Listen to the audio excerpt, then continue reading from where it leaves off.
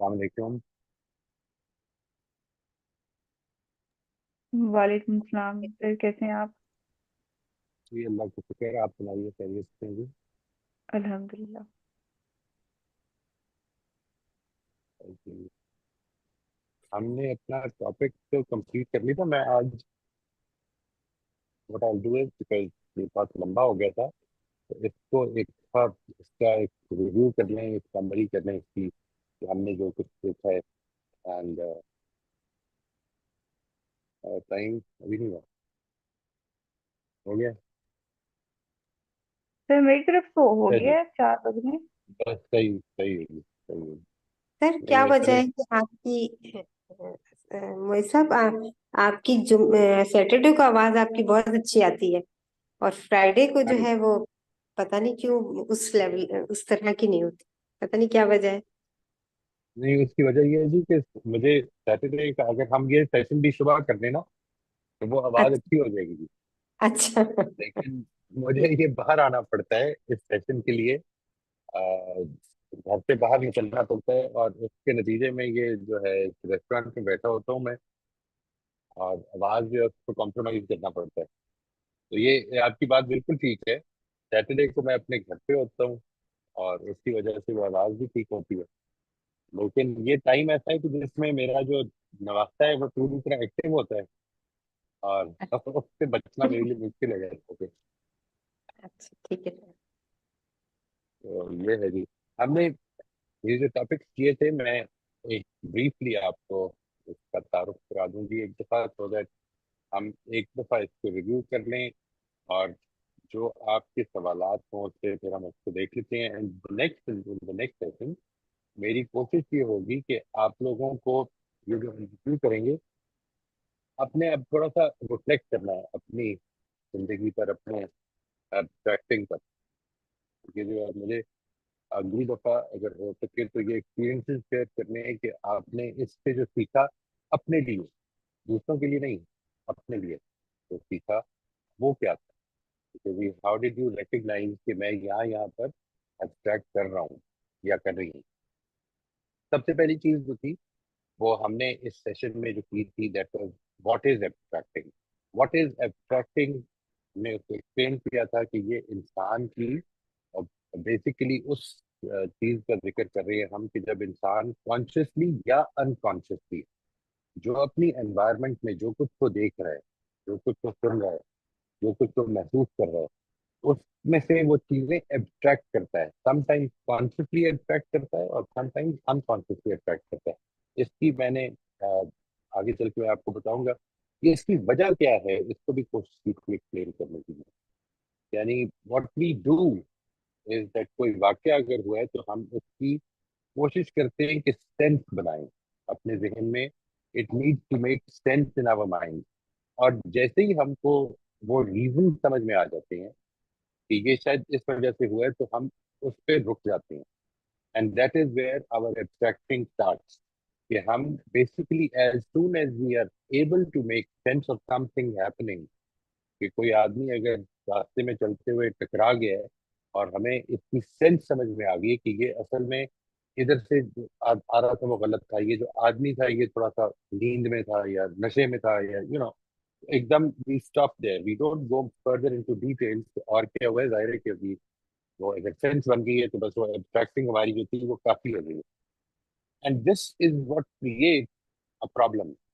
ہماری objective reality اور ہماری ریالٹی میں جو فرق پیدا ہوتا ہے وہ پرائمرلی ہماری سینس میکنگ، ہماری کنسٹرکشن سے پیدا ہوتا ہے. ہماری کنسٹرکشن ہماری ایبسٹریکٹنگ پہ بیس ہوتی ہے.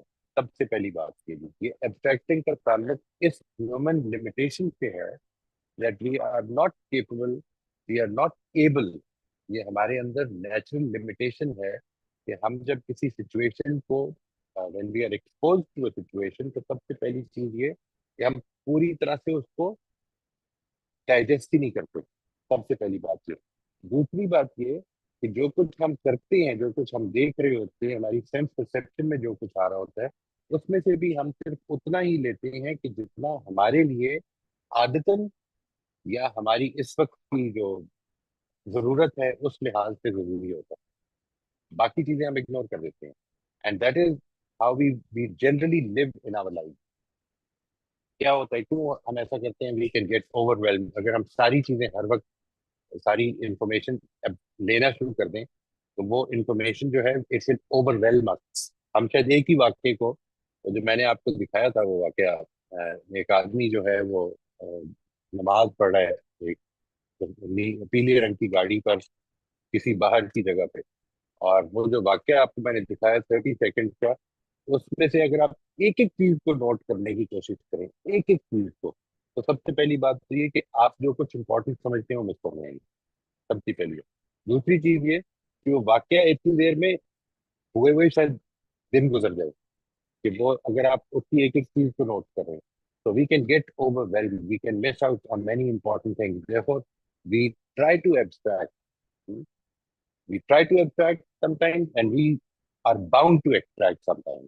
یہ دونوں ایسپیکٹ ہم نے اس میں میں یہاں پہ آپ کے ساتھ یہ بھی شیئر کرتا جا رہا ہوں جی، اس کو پلیز آپ نوٹ کر لیں، آپ کے اگلے ریفرنسز کے لیے کام آئیں گے. یہ ہم نے یہ شیئر کیا تھا کہ کانشیس اور انکانشیس ایبسٹریکشن کیا ہوتی ہے. میں نے اس کی مثال دی تھی آپ کو کہ ہم کانشیسلی ایبسٹریکٹ کر رہے ہوتے ہیں. جس وقت مثال کے طور پر آپ ایک ڈکشنری کھولتے ہیں اور اس میں سے ایک ورڈ ہے، پورے پیج پہ جتنے ورڈ ہیں وہ سارے نہیں دیکھ رہے ہوتے، بلکہ آپ you are directly going to that particular word جو آپ کو چاہیے.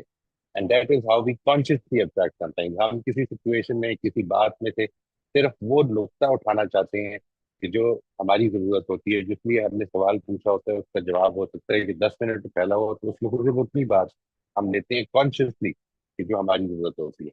تو یہ ہماری کانشیس اور انکانشیس ایبسٹریکشن کیا ہوتی ہے کہ جس وقت انسان ایک ایسے ماحول میں بیٹھا ہے جس پر بہت ساری چیزیں ہو رہی ہیں لیکن اس کی نظر صرف ان چیزوں پہ جا رہی ہے جو اس کے لیے امپورٹنٹ ہے. یہ ہماری انکانشیس ایبسٹریکشن ہوتی ہے. دوسرا ہم نے ذکر کیا تھا، یہ 39 ہے آپ کی جو ویڈیو نمبر ہے.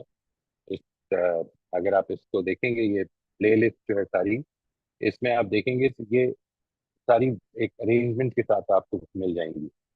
38 میں ہم نے یہ پہلی بات کی تھی. 39 میں ہم نے یہ دیکھا تھا کہ انسان ایبسٹریکٹ کرتا کیوں ہے.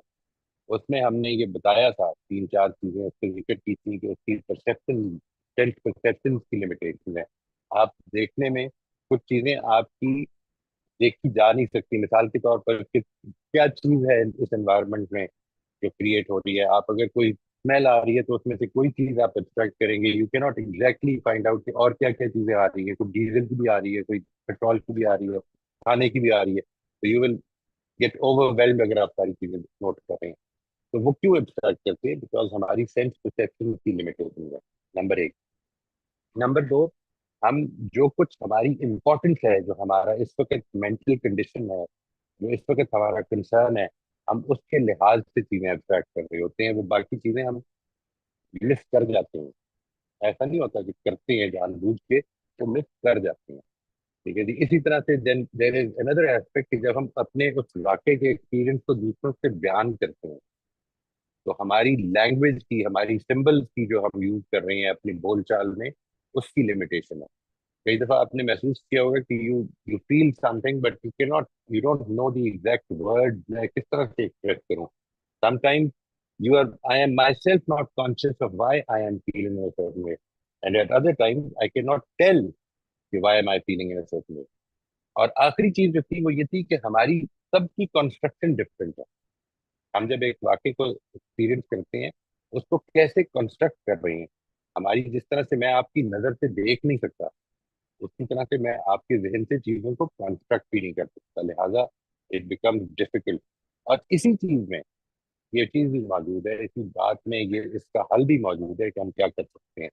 If I'm willing to listen to you، اگر میں اپنے ذہن کو کھلا رکھ کے آپ کو سننے کو آمادہ ہو جاؤں تو میں آپ کی ایبسٹریکشن کو سمجھ سکتا ہوں.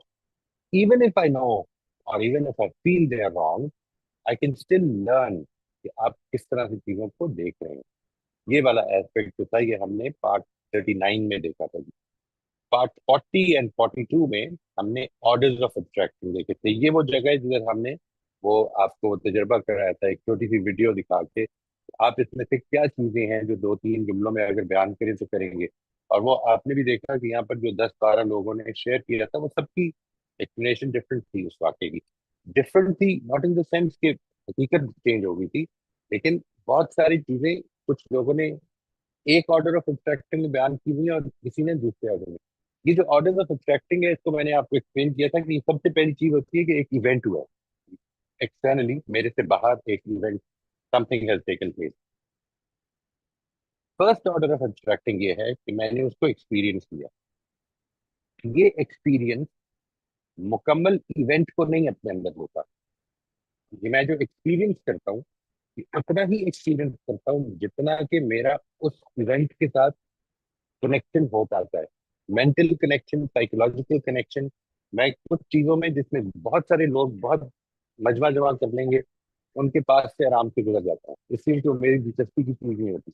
جب چیزوں میں میں خاص طور پہ انٹرسٹڈ ہوتا ہوں, اب یہ سارا کچھ جو ہے یہ میرا اپنا مائنڈ سیٹ ہے جو مجھے توجہ دلاتا ہے اور کسی جگہ سے توجہ ہٹاتا ہے, and that is how we manage life. تیسرا آرڈر آف ایبسٹریکٹنگ, سب سے پہلا آرڈر آف ایبسٹریکٹنگ یہ ہوتا ہے کہ آدمی نے جو اس کا فرسٹ ہینڈ ایکسپیرینس ہے وہ نہیں ہے کہ جو اصل میں ایکسپیرینس یا انسیڈنٹ خود ہے, وہ پورے کا پورا انسیڈنٹ اس کے پاس نہیں ہے. وہ ایک اینگل سے دیکھ رہا ہے چیزوں کو, دوسرے اینگل سے نہیں دیکھ رہا. دوسرے اینگل سے دیکھنے والے کا ایکسپیرینس ڈفرنٹ ہوگا, اسی طرح دوسرے مائنڈ سیٹ سے دیکھنے والے کا ایکسپیرینس بھی ڈفرنٹ ہوگا.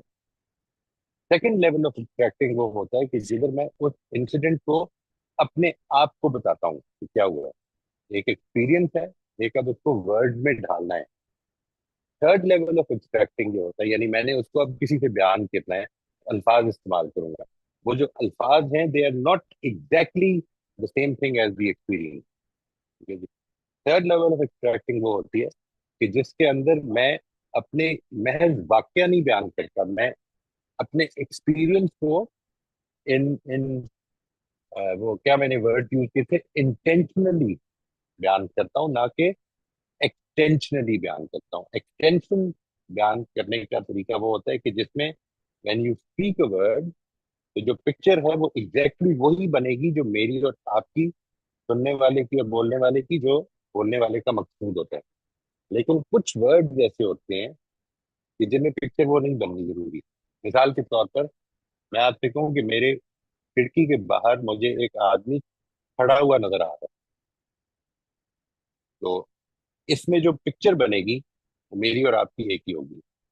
لیکن اگر میں آپ سے یہ کہوں کہ ایک آدمی یہاں پر باہر واک کر رہا ہے اور کچھ ٹینس لگ رہا ہے, یہ پکچر لازم نہیں کہ آپ کی اور میری ایک ہی بنے.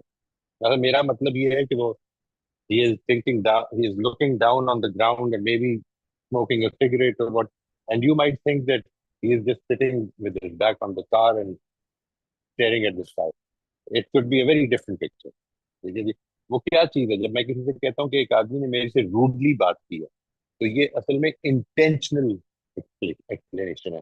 تو وہ کیا چیز ہے, وہ جو تھرڈ لیول آف جو ایبسٹریکٹنگ ہے اس میں ورڈز بہت میٹر کرتے ہیں کہ میں کس طرح سے آپ کو بیان کروں.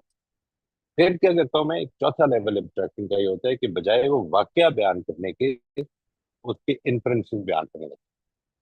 مثلا میں نے اس سے انفر یہ کیا ہے کہ لوگ بہت زیادہ جذباتی ہو گئے ہیں. تو میں یہ بیان کر دوں کہ میں نے آج دیکھا ایک واقعہ لوگ جذباتی سے کام کر.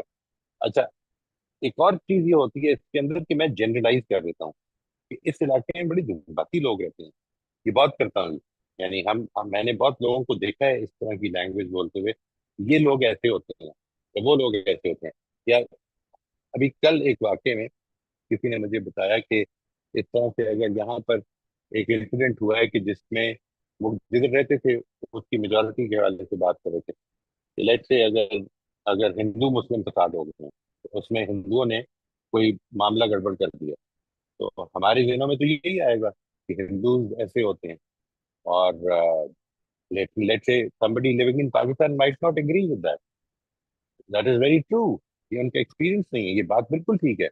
لیکن جس طرح سے آپ نے کیا ہے کہ جب ایک آدمی نے اس فساد میں یہ معاملہ کیا ہے اور آپ کا یہ خیال ہے کہ وہ سارے ہندو ایسے ہوتے ہیں, تو اسی طرح پھر وہ جائز ہے وہ کرسچن فیملی یا وہ ہندو فیملی کے جس کے اندر پاکستان میں مسلمان ظلم کرتا ہے, اور وہ یہ کہتے ہیں کہ سارے مسلمان ایسے ہوتے ہیں, وہ بھی جنرلائزیشن میں پھر جائز ہے. نہیں, ہم اس کے بارے میں بھی تھنک نہیں سارے مسلمان تو ایسے نہیں ہوتے. لائک وائز کیا کر رہے ہیں ہم، یہ اس کو کہتے ہیں جنرلائزیشن، اسٹیریوٹائپنگ. یہ بھی ہم کر لیتے ہیں اپنی اپنی بول چال میں. تو یہ آرڈرز آف ایبسٹریکٹنگ ہے. Number 1 order, first hand experience. You cannot experience the whole thing. Number 2, the sort of explanation or the wording which you use in narrating that experience. وہ آپ نے کیسے نریٹ کیا ہے، یہ سیکنڈ لیول آف ایبسٹریکٹنگ ہے. Third level of ایبسٹریکٹنگ ہے کہ اس میں سے آپ نے کیا انفر کیا، کیا جنرلائز کر دیا، آپ کے ورڈ کیسے تھے جس کے نتیجے میں مسائل پیدا ہوتے ہیں. پھر میں نے ایک چیز آپ کو اور بتائی تھی کہ، اور یہ پارٹس بھی ضرور نقل کر لیجیے گا اپنے پاس، so that you can refer back to them when needed. انسان مختلف کیوں ایبسٹریکٹ کرتا ہے، یعنی ایسا کیوں ہوتا ہے کہ ہر انسان مختلف ایبسٹریکٹ کرتا ہے. اور اس سے میں نے آپ کو ایکسپلین کیا تھا کہ انسان ایک سیمانٹک ٹرانزیکٹر ماڈل، انسان کا جو ہے کیا چیزیں ہیں جو بالکل یونیک ہیں انسان کے اندر. وہ 5-6 چیزیں تھیں، یعنی جس کے اندر میرا الیکٹروکیمیکل، میرا تھنکنگ، میری فیلنگ، میری moving, how I use my لمب، یہ ایسپیکٹ، میری انوائرمنٹ، اس انوائرمنٹ کے ساتھ میرا انٹریکشن، میری perception, how M I perceiving what is happening to me. یہ ساری چیزیں بالکل یونیک ہے ہر انسان کی. And because they are unique, لہٰذا ہم جس وقت ایک ہی انوائرمنٹ سے، بظاہر لگتا یہ ہے کہ 2-3-4 بچے ایک ہی انوائرمنٹ سے نکلتے ہیں، ایک ہی اسکول سے پڑھتے ہیں، اور بالکل ڈفرینٹ ہوتے ہیں. Because it is not the school جو کہ ایک پیسو، ایک فرنیچر پہ عمل کر رہا ہے. It is a human being who is perceiving the actions of the teachers and other students. اور وہ ہر perception دوسرے سے different ہوتی ہے. اس کو ہم نے ذکر کیا تھا. And from there we went to types of abstraction. ٹھیک ہے جی، ہم نے اس چیز کا ذکر کیا سیشن 44 and 45 میں کہ ہمارے پاس evaluative abstracting ہے، ہمارے پاس we have classifying abstracting, we have relational abstracting. اور اس کو اگر آپ چاہیں تو you can refer back. And finally we have self reflective, جس میں انسان جب ایبسٹریکٹ کرتا ہے تو اس کے بارے میں ریفلیکٹیو بھی ہوتا ہے کہ میں کیا سوچتا ہوں، یہ میرے اوپر کیوں اس طرح کا اثر پڑ رہا ہے اس چیز سے. یہ ہم نے پارٹ 44 اینڈ 45 میں کیا تھا. And then we went to limitations and put falls of ایبسٹریکٹنگ. اور پھر اینڈ تک ہم نے اس کو لمیٹیشنز اور پٹ فالز کو دیکھا، سینسری پرسیپشن کو دیکھا کہ کس طرح ہم چیزیں ایکوریٹلی کئی مرتبہ نہیں دیکھ پاتے. میں نے اس میں آپ کو یاد ہوگا کہ کچھ اس سیشن کو اگر آپ ریویو کریں گے تو 46-47 کو تو آپ کو مل جائیں گی چیزیں، کچھ ویڈیوز بھی دکھائیں گی کہ جس میں ہم ایک کلر کو ٹھیک طرح نہیں پرسیو کر رہے. ہم ایک پنکھے کو، چلتے ہوئے پنکھے کو ہمیں لگ رہا ہے کہ جیسے وہ it is just moving back and fourth. وہ کیوں ہو رہا ہے، یہ ہماری سینسری پرسیپشن کی کچھ مثالیں تھی. اسی طرح there were many other limitations and pitfalls جس کا ہم نے ذکر کیا تھا. And from there we went to کہ اس کا امپیکٹ کیا ہوتا ہے. اور آخر میں ہم نے جو بات کی ایک لمبی، وہ یہ تھی کہ ہم اس کو اوور کم کیسے کر سکتے ہیں. یہ ہماری ٹوٹل سیشن تھی جی. ان دا and we talk about Y is this knowledge. یعنی آج بھی جو بات تھی اس کا مقصد یہی ہے کہ ہمیں یہ سمجھ میں آ جائے کہ ہم نے یہ ٹاپک پہ اتنا ٹائم دیا، ہم اس کے بارے میں بالکل انکانشیس ہوتے ہیں، اور یہ ہماری زندگیوں پر کتنا زیادہ اثر ڈالتی ہے، اپنے بارے میں بھی اور دوسروں کے بارے میں بھی. So this is what we did in these almost 22 sessions. It took a long time. اور مجھے اس کو جب میں یہ بنا رہا تھا ابھی کل پرسوں، تو مجھے یہ احساس ہو رہا تھا کہ کچھ چیزیں ہم ان انٹروڈکٹری سیشن سے نکال بھی سکتے تھے. وہ اس کی زیادہ ڈیٹیل، کیونکہ وہ انٹروڈکشن کا حصہ نہیں بنتی ہیں، ہم اس کو اوائڈ کر سکتے تھے. بٹ انفارچونیٹلی آپ لوگوں کا ٹائم اس پہ لگ گیا. بہرحال جی، انشاءاللہ مجھے امید ہے کہ اس کا فائدہ ہی ہوا ہوگا. اور اللہ نے چاہا تو اب ہم نیکسٹ ایک سیشن میں وی will be talking about your experiences, جدھر آپ کو میں یہ چاہوں گا کہ تھوڑی سی اویئرنیس کے ساتھ اپنی ایبسٹریکٹنگ کو نوٹ کریں. آپ کو کئی چیزوں میں تو پتہ ہی نہیں چلے گا یہ، ٹھیک ہے جی. But when you look at it, جب آپ گفتگو کریں گے کسی اور کے ساتھ اور یہ دیکھیں گے کہ دوسرے نے اس سچویشن میں کیا سمجھا ہے، اس وقت آپ کو پتا چلے گا کہ آپ یہ نوٹ کر رہے تھے، اور آپ کی نوٹ کرنے کی جو صلاحیت ہے وہ کس طرح لمیٹڈ ہوتی ہے. اور یہ آپ ہی کی نہیں ہوتی، ہم سب کی ہوتی ہے. So this is what I would like you to share in the next time, and from there on, we'll be moving towards the next unconscious process of building mental patterns. ठीक है जी, और उम्मीद है कि इंशाल्लाह उसको हम जल्दी कवर कर लेंगे 2-3 सेशंस में। यहाँ पे मैं रोक देता हूँ जी। I am now available for your questions, and from there we can move forward. Ji Bismillah, if you have any questions। आज तो हमने जी छोटा ही सर, रखा अभी तो किसी का नहीं है सवाल। सर आप ये जी। जो आपने भी बात की है कि हम नेक्स्ट जो सेशन होगा उसमें हम इनके एक्सपीरियंसेस शेयर करेंगे कि इतने अरसे में या इसी वीक में ये इस चीज को ऑब्जर्व करें कि हम कौन कौन से ऑब्स्ट्रक्शन हम कर रहे हैं, रिव्यू करें मतलब पिछले। मिसाल के तौर पर जी, आप पहले भी कर सकते हैं। यानी अगर अगर जहन में आता है कि मैंने किस तरह से जिंदगी में पहले ये अब्स्ट्रक्टिंग की थी और किस तरह से बाद में चेंज हुई, ठीक है ना जी। This can be a very good experience way you will also feel the sense of growth. हम किस तरह से जिंदगी में दूसरा पॉइंट ऑफ व्यू सुन के हमने ग्रो किया हुआ है ऑलरेडी, ठीक है ना जी। एक चीज को, आपकी किसी चीज के बारे में फहम, आपके किसी चीज के बारे में जो समझ है वो एक थी और फिर बाद में चेंज हुई है। How did that happen? वो पहली क्यों थी? मिसाल के तौर पर मैं ये आपको अर्ज करता हूँ एक चीज जो मैं खुद एक्सपीरियंस किया हुआ है। When I started teaching, I I taught the way I was taught.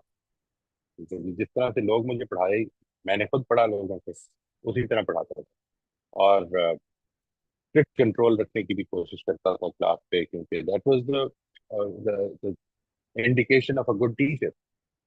as things started moving forward for me, or I started learning about learning, and I started experiencing others, तो फिर मुझे ये एहसास होना शुरू हुआ कि ये जिंदगी में जो टीचिंग है ये सिर्फ एक तरह नहीं होती।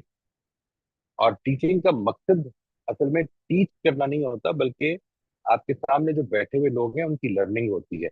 ये असल में वो पैराडाइम चेंज हुआ है, ठीक है जी। वो ये क्या चेंज हुआ है? पहले एब्स्ट्रैक्टिंग क्या हो रही थी? पहले एब्स्ट्रैक्टिंग ये हो रही थी कि जिस तरह से दूसरों को देखा करते हुए उसमें से जो चीज रेलेवेंट देखी वो अपने अंदर ले ली, ठीक है जी। दूसरों को देखा, अपना एक्सपीरियंस भी था, किस तरह से टीचर्स पढ़ाते थे, ये सब कुछ अपने अंदर जज्ब किया और इसी से सफर शुरू किया। और जब ये सफर शुरू हो गया और मसला ये बना कि जब आप ये पूछते हैं लोगों से जाके कि उन्होंने क्या सीखा और क्या नहीं सीखा, तो प्रॉब्लम ये थी कि मेरी पूरी की पूरी सिंसेरिटी के बावजूद भी लोग उधर ही खड़े थे। यानी कुछ लोग सीख रहे थे, कुछ नहीं सीख रहे थे। यही हमने अपनी क्लास में देखा था। इधर से अब दूसरे पर्सपेक्टिव को जानना शुरू हुआ। तो ये एक बहुत बड़ी वो एब्स्ट्रैक्टिंग की मिसाल है कि जिधर हम एक पर्सपेक्टिव से शुरू करते हैं और एक बिल्कुल डिफरेंट पर्सपेक्टिव में आते हैं। तो I hope this will give you a good idea कि जब आप ये हम बात करते हैं कि अपनी एब्स्ट्रैक्टिंग और उसके बाद उससे निकलना और शेयर करना, क्योंकि देखें वो जो दूसरी चीजें हैं ना, जो मैं और आप आज एब्स्ट्रैक्ट कर रहे हैं, जिसके बारे में भी गलती वाजे नहीं हुई, उनको हम जानते भी नहीं। ये है जो इसकी स्ट्रेंथ है। उसकी गलती तब पता चलती है हमें जब हम दूसरे से बात करते हैं, उसके बगैर पता चल नहीं सकती। ये प्रॉब्लम ठीक है जी। कोमल, मैं आपकी बात का जवाब दे पाया जी? यू कैन सर, हैव मैं एनी एक्सपीरियंस, अच्छा है पुराना लो। ठीक है, ये मुझे एक तो इसके दो इसके मकसद समझ आ रहे थे कि हमने अभी तक जो पढ़ाया है वो एक तो वो जी, अंडरस्टैंड कर लें अच्छे से लोग, कि मैं जो एक्सपीरियंस कर राइट। उसका मुझे एक तरीका ये आ रहा था कि मैं वो टॉपिक्स लिख लूं या जो जो आपने बताई हैं टाइप्स एब्स्ट्रैक्शन की, वो एक पेज पर लिख लूं और मैं जैसे एक्सपीरियंस कर रही हूँ तो उसको मार्क करती जाऊं कि ये इस एब्स्ट्रैक्शन में आ रहा है या ये इस एब्स्ट्रैक्शन में इट कैन बी ये वेरी सिर्फ गुड। मेरी नॉलेज के, ये मेरी नॉलेज के लिए कि मैं इसको अच्छे से अंडरस्टैंड कर सकूं। बट जो आपने बात की है उससे मुझे ये समझ आया कि मैं इस चीज को समझूं कि ये मेरी एब्स्ट्रैक्शन हो सकती है, यानी कि इस जगह पर मैं एब्स्ट्रैक्ट कर रहा था राइट, राइट, और ये मेरी राइट। और एब्स्ट्रैक्शन इस देखें, तरह से एक्सचेंज हुई है। ये बड़ी अच्छी बात की आपने। आपने बड़ा अच्छा एक मिसाल दी है। जिधर आप महसूस करें कि आपको किसी के अमल में गलती दिख रही है, यानी आपकी समझ में आपके फौरन ध्यान में ये आ रहा है कि ये गलत कर रहा है, try to write it down कि ये मैं क्यों कह रहा हूँ। کیا ہو سکتا ہے کہ وہ دوسری طرف سے دیکھ رہا ہوں؟ میں نے اصل میں جو ایبسٹریکٹنگ کی ہے وہ ایویلیویٹو ایبسٹریکٹنگ ہے. ایک رائٹ. آدمی یہ کہتا ہے مثال کے طور پر کہ میں یار یہ غلطی کر دی ہے, مجھے اپنی بیگم کو گفٹ دینا تھا, میں کیا کرتا, یہ مجھے کرنا پڑا. ٹھیک ہے جی, وہ جس جگہ پہ کھڑا ہے وہ اصل میں ریلیشنل ایبسٹریکٹنگ ہے. وہ بھول گیا ہے کہ اس کے لیے ٹھیک اور غلط کیا تھا. اس وقت اس کے لیے ریلیشن ہے جو امپورٹنٹ بن گیا. ریلیشن کو لے کر اس نے جو عمل کیا ہے وہ غلطی پہ کھڑا. اس کو بڑھانا ہے, اس ویژن کو بڑھانا ہے کہ ہمیں چیزوں کو ساتھ لے کے چلنا ہے. ریلیشن شپ بھی امپورٹنٹ ہے بٹ ساتھ ہی مورالٹی بھی امپورٹنٹ ہے. ادھر ہی تو آتی ہے مورالٹی. سر یہ ادھر والے جو میں ایک بات یہ سمجھنا چاہ رہی ہوں کہ جو اس کو یعنی کہ ایک اس حوالے سے زیادہ ڈیپلی انڈرسٹینڈ کرنا چاہ رہے ہیں ان کے لیے یہ چیزیں امپورٹنس رکھتی ہیں کہ یہ ریلیشنری ایبسٹریکشن ہے, یہ سینسری ایبسٹریکشن ہے, یہ سب کچھ. بٹ نارملی جو ہم لوگ صرف جو سمجھ رہے ہیں یعنی کہ بیسک آپ کو یہ سمجھنا ہے کہ ایبسٹریکشن آپ کر رہے ہیں کہیں نہ کہیں, آپ کو اس چیز کا پتہ رائٹ ہونا ہے. رائٹ, ٹھیک بالکل ہے, بالکل ٹھیک ہے, ٹھیک ہے thank G, you sir. thank you. جی رافیہ, آپ پلیز اپنا سوال پوچھ لیجیے. میں یہ پوچھنا چاہ رہی تھی کہ جو ہم ابسٹریکشن کرتے رہے ہیں اور جو اس سے ہم نے لرن کیا اور اب ہمارے میں کچھ چینج آیا ہے انہی ابسٹریکشن کو دیکھنے میں, so how far back do you want us to سی؟ ایک تو پریزنٹ ہے, ایک آپ کے کچھ عرصے پہلے ابسٹریکشن تھی, تو اس اٹ سرٹن پیریڈ جس میں ہمیں سوچنا چاہیے کہ پہلے میں اس بارے میں نہیں, اس طرح ابسٹریکٹ کرتی تھی, it اب is میں اس طرح کرتی ہوں. no no no no, یہ ایشو نہیں ہے. اصل میں یہ ایشو ہے کہ یہ ریکگنیشن پیدا ہوئی ہے کہ وہ ایک ایبسٹریکشن تھی. اس ریکگنیشن سے میں آج آگے بڑھا ہوں, یہ میں نے سمجھا ہے کہ اور یہ جو بڑا ہوں اس میں کئی دفعہ یہ خیال پیدا ہو جاتا ہے زندگی میں کہ پہلے تو میں ایبسٹریکٹ کیا کرتا تھا, اب نہیں کرتا. نہیں, میں زندگی میں اپنی موت تک ایبسٹریکٹ ہی کرتا رہوں گا. پرابلم صرف یہ ہے کہ میرے ایٹیٹیوڈ میں یہ چینج آ سکتی ہے کہ جب مجھے یہ معلوم ہو جائے کہ میرے پاس کبھی بھی کمپلیٹ انفارمیشن نہیں ہوتی تو میں دوسروں کی بات بھی سننے کے لیے پوری طرح آمادہ ہو جائے. دوسرا دیکھ کیسے رہا سکتی ہے, یہ سمجھ پیدا ہو رہی ہے. جب آپ کے اندر یہ مثال کے طور پر کسی چیز کے بارے میں آپ کا پوائنٹ آف ویو چینج ہوا ہے, اگر آپ کو یہ پوری بات میں کہہ رہا ہوں کہ آپ شیئر کیجیے گا that یہ میں نے ایبسٹریکٹنگ کی اور then I recognize it and how did I recognize it and how a change occurred in me, میرے اندر کیسے ٹرانسفارمیشن ہوئی. یہ ذہن میں رکھیے گا جب بھی آپ کی ایبسٹریکٹنگ سامنے آئے گی اور آپ کے یوں سمجھ لیں کہ اس پوائنٹ آف ویو کو چینج کرے گی, اصل میں کسی نہ کسی لیول پہ آپ کے اندر ٹرانسفارمیشن ہوگی. آپ کی فیلنگ چینج ہو جائے گی, بالکل چینج ہو جائے گی. یعنی آپ ایک چیز کے بارے میں نہایت غصے میں کھڑے تھے, وہ فیلنگ چینج ہو جائے گی because you will actually be seeing from a completely different angle. وہ کسی نے کہا سر 180 ڈگریز پہ کھڑا ہوتا ہے, بالکل ایسے ہوتا ہے. میں اصل میں اس طرح کھڑا ہوں گا. وہ واقعہ کبھی ہوا ہے زندگی میں, اگر وہ ہوا ہے تو وہ ایکسپلین کر دیں. اس میں سے there are two ways of going about it. One is you understand this was your extracting and you corrected it through external means. The other is where you went through a transformation in your feeling or a transformation in your approach. یہاں پر بھی اصل میں ایبسٹریکٹنگ ٹھیک ہوئی ہے کسی چیز کی. وہ کیسے ٹھیک ہوئی ہے کہ آپ اس پروسیس میں پڑھیں گے تو آپ کو پتا چلے گا کہ یہ اصل میں میرا پرسپیکٹو کسی نے براڈن کر دیا تھا, اس کے نتیجے میں چینج ہوئی ہے. So اس میں you have to be constantly aware, continuously, that آپ کا Right. conversations اور اس میں کس طریقے سے ہو رہا ہے یا پہلے کیسے تھا اور اب آپ کو کس طریقے سے ڈفرینٹلی ابسٹریکٹ کر رہے ہیں. یہ جو بات ہے نا کہ یہ جو اس اسائنمنٹ کے لیے تو you don't have to be constantly conscious, لیکن ویسے زندگی میں یعنی یہ جتنے بھی ہم پڑھ رہے ہیں being conscious of our internal processes, یہ ہے اس کی main heading. Being conscious of our internal processes.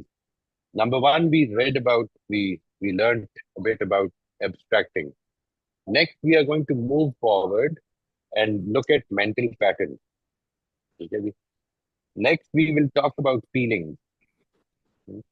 Then we will talk about our cognitive distortions, जो हमारे अंदर हम किस तरह से चीजों को अपने अंदर जो ले रहे होते हैं, प्रोसेस कर रहे होते हैं, उसमें क्या क्या डिस्टॉर्शन हमारे अंदर क्रिएट हो रही होती है।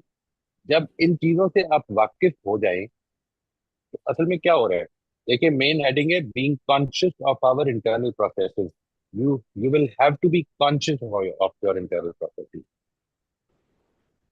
अगर आप Right, right. कॉन्शियस नहीं रहे हैं तो you are going to again fall into that trap again. ठीक है जी।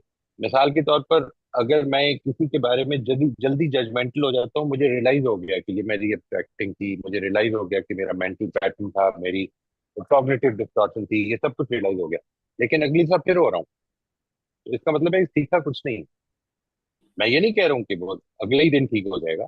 लेट्स से अवेयरनेस पैदा हो रही है, it is taking some time, fine, no problem. लेकिन अगर प्रैक्टिस ही नहीं कर रहा फिर तो कोई फायदा ही नहीं ना उस सीखने का। वो जो इल्म है जो हासिल कर रहे हैं तो जिंदगी पे फर्क डालेगा तो फायदा होगा, ये वाला एस्पेक्ट।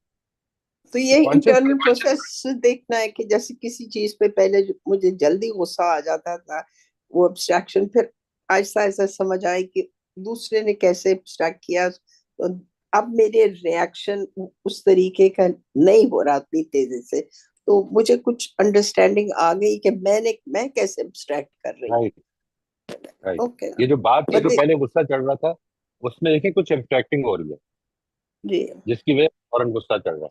अच्छा, अब अगर नहीं चढ़ रहा तो दो सूरतें हैं, या तो आप उस गुस्से को दबा के बैठे हैं, ज्यादा कंट्रोल डेवलप हो गया, ये तो कोई फायदा नहीं हुआ। इंटरनल प्रोसेस का मतलब ये नहीं है, देखें गुस्सा चढ़ रहा है और मैंने रोका हुआ है, ये है पर्सनैलिटी डेवलपमेंट।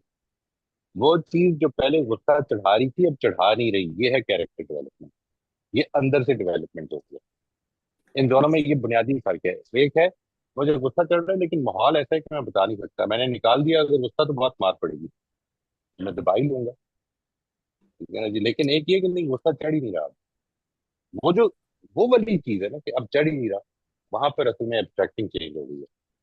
तो वो आगे चल के तो इमोशंस फीलिंग ये सब, इस सब में ये इंसान को पता लगता जाएगा कि किस तरीके से ये क्यों हो रहा था और कैसे हो रहा था। और अब आपकी आवाज चली गई, जी आपकी आवाज बंद हो गई। मैं कह रही हूँ कि आगे फिर पता लग जाएगा कि ये किस तरीके से हो रहा है। जब इमोशंस फीलिंग्स ये सब चीजों में हम देखेंगे कि हम abstract किस तरीके से करते थे, तो things will become clearer to us. But they should become clearer even now. Like, let's say if something used to disturb you and now doesn't, you can see that how are you constructing it earlier and how are you constructing it now. This Yeah. construction is based on your obstructing. जी I understand. I thank you very much. Thank you. जी Rozmin Sahiba please आप अपना सवाल पूछ लीजिए। अस्सलाम वालेकुम sir. जी वालेकुम अस्सलाम। ये जो हमने शुरू किया था, ये जो आपने बताया कि कॉन्शियस एब्स्ट्रैक्टिंग या एब्स्ट्रैक्ट जो हम करते हैं वो तो ठीक है, हम अपनी पसंद की चीज़ों को देखते हैं या सुनते हैं या जो भी है, लेकिन जो अनकॉन्शियस होता है वो कैसे होता है? वो जो बाद में हम रिफ्लेक्ट करते हैं तो हमें पता चलता है, वो जी हमें जी, कैसे पता चलता है कि ये अनकॉन्शियसली भी एब्स्ट्रैक्टिंग हो रही है? नहीं, आप सबसे पहले तो ये समझ लें कि एब्स्ट्रैक्टिंग हर वक्त हो रही है। ठीक है, आप किसी भी इंटरेक्शन की पूरी चीज नहीं ले सकते, किसी भी वाक्य की पूरी चीज आपके सामने नहीं है। आपके पास जो कुछ है उसकी बेसिस पर एक राय कायम हुई है, और वो जो राय है वो आपके पास एक ऐसी इंफॉर्मेशन, इतनी इंफॉर्मेशन जिससे कि आपकी कंस्ट्रक्शन एक बन गई है कि ये वाक्य इस तरह हुआ होगा। एक और आदमी है जो उस वाक्य के बारे में डिफरेंट राय रखता है, ठीक है जी। उस पर जब आप एक्सचेंज करेंगे तो आपको पता चलेगा कि वो किस तरह से देख रहे हैं उसको। ये है जिधर आपकी, जैसे ही आपका सुनना उसके बारे में एम्पैथिक हो जाएगा तो असल में आपका जो पर्सपेक्टिव है वो ब्रॉडन होगा, वो एब्स्ट्रैक्टिंग ब्रॉडन होगी, कंप्लीट फिर भी नहीं होगी। असल में एब्स्ट्रैक्टिंग रहनी एब्स्ट्रैक्टिंग ही है, ब्रॉडन होती जाएगी। अच्छा, वो जब ब्रॉडन होती है तो वो ज्यादा अकोमोडेटिंग हो जाती है। यानी अब आप ये समझते हैं, मिसाल के तौर पर کہ ہاں یہ مجھے ایسا لگ رہا ہے کہ اچھا نہیں ہوا، but they can be some explanation جو ابھی میرے سامنے نہیں ہے. انٹل دا ٹائم کہ میرے سامنے نہیں ہے میں اس طرح سے سمجھوں گا، انلیس کہ یہ آپ کو کسی ایسی سورس نے بتایا ہو کہ جو پوری بات سمجھتی ہے. پھر وہ ایک اور چیز، مثال کے طور پر اللہ تعالیٰ کا فیصلہ ابو لہب کے بارے میں، اللہ تعالیٰ کا فیصلہ ایک ہے، اللہ کا فیصلہ ابو لہب کے بارے میں، اللہ تعالیٰ کی ججمنٹ ابو لہب پہ، اور ایک ہے میرا فہم اللہ تعالیٰ کے فیصلے کے بارے میں. وہ تو ایبسٹریکٹنگ ہے، لیکن خدا کا جو فیصلہ ہے وہ کمپلیٹ ہے. یعنی یہ میرا بلیف ہے. Hair the faith comes in. Otherwise, for me, everything that is happening، یہ جو ابھی ہم قرآن مجید کی کلاس آپ نے دیکھا، قرآن اسٹڈی گروپ جو ہم نے بتایا، اس میں جو آئیڈیا ہے وہ یہ ہے کہ ایز لے پیپل، ہم علماء نہیں ہیں، ہم سارے طالب علم ہیں، ہم اپنی اپنی ٹرانسلیشن دیکھ کے جب یہاں پہ شیئر کریں گے تو ایک دوسرے کی انڈرسٹینڈنگ کو اگر سمجھنا چاہیں، زبردستی تو نہیں کر سکتے، سمجھنا چاہیں تو ہم اپنے پرسپیکٹو کو براڈن کر سکیں گے. یہ ہوگا. پھر انکانشیس ایبسٹریکٹنگ کو آپ اگر جان لیں تو پھر کوئی پرابلم ختم ہوگی نا. ہم بھول جاتے ہیں کئی دفعہ کیونکہ انکانشیس ہوتی ہے. آپ نے جب ڈکشنری کھول کے ایک ورڈ دیکھا تو آپ یہ بڑی اچھی طرح جانتے ہیں کہ اس ڈکشنری پر موجود، اس پیج پر موجود 100 ورڈ میں نے نہیں دیکھے. لیکن جب آپ ایک واقعے کو دیکھتے ہیں اور آپ یہ سمجھتے ہیں کہ وہ اس نے تھپڑ مارا، اس نے بڑا ظلم کیا، یہ جو ظلم کرنے کا جو ایسپیکٹ ہے، جتنا واقعہ آپ کے سامنے آیا ہے، بہت کچھ اس کے پیچھے، بہت کچھ اس کے آگے سے ہوا ہے. وہ ہوا کیا ہے اصل میں، وہ پوری بات میرے پاس نہیں ہے. کیونکہ نہیں ہے اس لیے میں سمجھتا ہوں یہ پوری بات ہے. یہ اس کو ٹھیک کرنا ہے ہمیں. یعنی we should become more humble in creating opinions about others. یہ والا ایسپیکٹ. جی سر، یہ تو سمجھ آ گیا کہ براڈن ہو جاتا ہے جب ہم دوسروں کی آراء سنتے ہیں، لیکن مجھے ابھی تک یہ سمجھ نہیں آیا کہ انکانشیس ایبسٹریکٹنگ کو میں ریفلیکٹ کروں گی تب مجھے، جب وہ میرے کانشیس میں آ جائے گا تب مجھے پتا چلے گا کہ یہ پہلے میرے لیے انکانشیس تھی. نہیں، یہ بات آپ کی بالکل ٹھیک ہے. اسی لیے میں نے جو مثال دی ہے نا، اس میں جو کرنے کا کام ہے وہ یہ ہے کہ آپ اپنی زندگی پہ پیچھے غور کر کے دیکھیے کہ کدھر آپ کی آراء بدلی ہیں چیزوں کے بارے میں، کدھر سچویشن جو پہلے آپ کو غصہ چڑھاتی تھی وہ اب نہیں چڑھاتی. یہ چیز جب آپ غور کریں گے تو آپ کو وہ سمجھ میں آئے گا کہ پہلے میں اس کو اس نظر سے دیکھ رہا تھا، اب میں اس کو اس نظر سے دیکھ رہا ہوں. یہ بات سمجھ اگر آ جائے نا، دیکھیں جو اس وقت میں ایبسٹریکٹ کر رہا ہوں نا، انکانشیس ہے، وہ بات آپ 100% ٹھیک کہہ رہے ہیں کیونکہ انکانشیس ہے، اس لیے میں اس کو جانتا نہیں ہوں. لیکن جو پیچھے میری ٹھیک ہو چکی ہے اس کو اگر میں یاد کروں گا تو میرے سامنے میں آ جائے گی کہ یہ اس طرح سے دیکھ رہا تھا، اب اس طرح دیکھ رہا ہے. یہ بات سمجھ میں آئی تھی روشن؟ اس میں جی کچھ جی واضح ہوئی بات؟ جی، اپنا جو زاویہ نظر چیک کرنا ہے بار بار. رائٹ جو پہلے ہو چکا ہے وہاں پہ آسان ہوگا دیکھنا. جو ابھی ہو رہا ہے اس میں اصل میں تو ایٹیٹیوڈ ڈیولپ کرنا ہے. یعنی ایٹیٹیوڈ ڈیولپ کرنے کا مطلب یہ ہے کہ مجھے لگتا یہ ہے کہ واقعہ ایسے ہوا ہے، لیکن شاید there might be other things that I don't know or I did not register. ٹھیک ٹھیک، اس طرح دوسروں کو سمجھنے میں مدد ملے گی ہمیں کہ وہ اور کس دوسروں طرح. کی رائے لیتے رہیں. ایٹیٹیوڈ کے ایک نتیجہ یہ بھی نکلے گا کہ آپ دوسروں کی بات سننے کے لیے زیادہ آمادہ ہوں گے. اچھا، میں صحیح، اور بھی جو لوگ ادھر موجود تھے ان سے پوچھ لوں اگر کسی اور نے بھی دیکھا ہے تو. ٹھیک ہے، تھینک یو. جی زین صاحب پلیز آپ اپنا سوال پوچھ لیجیے. جی السلام علیکم موئی صاحب. وعلیکم السلام ورحمۃ اللہ جی. اگر میری آواز ٹھیک نہیں آ رہی ہے تو بتائیے کہ میں نئے ہیڈ فونس یوز بالکل کر رہا ٹھیک آ ہوں. رہی، بہت اچھی اوکے آ رہی جی. جی ٹھیک ہے. میں جو اس سے اور تھوڑا سا نیوانسز فائن جانے کی کوشش کرتا ہوں. میں نے اس سے جو سیکھا ہے، ڈیفینیٹلی میں نے سیکھا ہے، یہ سیکھا ہے کہ basically I would think about my self how I would improve myself as much as possible going forward in abstractions کو لیتے ہوئے. But then no matter what, جیسے آپ نے کہا ایبسٹریکشنز رہیں گے, and I try as much as possible to broaden and give an opportunity to others and myself to get as close as possible to the truth, Right. and then go from there. لیکن یہ بات بھی تو ماننی پڑتی ہے نا موئی صاحب again, کہ انسان کے اندر کچھ دائیں کچھ ایلیمنٹس ہیں, جیسے جس میں غصہ ایک ہے اور the urge to dominate ایک ہے. کہیں نہ کہیں تو ہم کہیں نہ کہیں جا کر کسی اپوزٹ پرسن کو یا مجھ میں جانتے ہوئے بھی میں یہ کرتا ہوں ضرور میں کہ I know the truth, but اس کے اندر جو ایلیمنٹ ہو سکتا ہے وہ بھی یہ سیلف پریزرویشن کا بھی ایلیمنٹ ہو سکتا ہے کہ میرا اپنا کانفلکٹ آف انٹرسٹ ہے, میرا سیلف پریزرویشن ہے, یا میرے اسپاؤس کا سیلف پریزرویشن, میری فیملی کا سیلف پریزرویشن ہے. اب اس کے اوپر میں کچھ جو چیزیں سچ نہیں ہے وہ مسلط کرنے کی کوشش کرتا ہوں deliberately, and then again going back and correcting myself. میں انکانشیس کی بات نہیں کر رہا ہوں, میں صرف کانشیس کی بات کر رہا ہوں یہاں پر. انکانشیس میں تو کافی گنجائشیں ہیں, کانشیس میں بھی ہیں گنجائشیں, provided I do self reflection. آپ کی رائے چاہتا ہوں اس کے اوپر. اصل میں یہ جو ٹاپک ہے جی, یہ ایک سیریز آف ٹاپک کے بعد ہم لے رہے ہیں. دیکھیں ٹاپک یہ ہے, یعنی the where we started from, in fact there were many other topics before that, but where it should have started is that we have created a vision for ourselves that we want to become principle centered people. ٹھیک ہے جی, ہم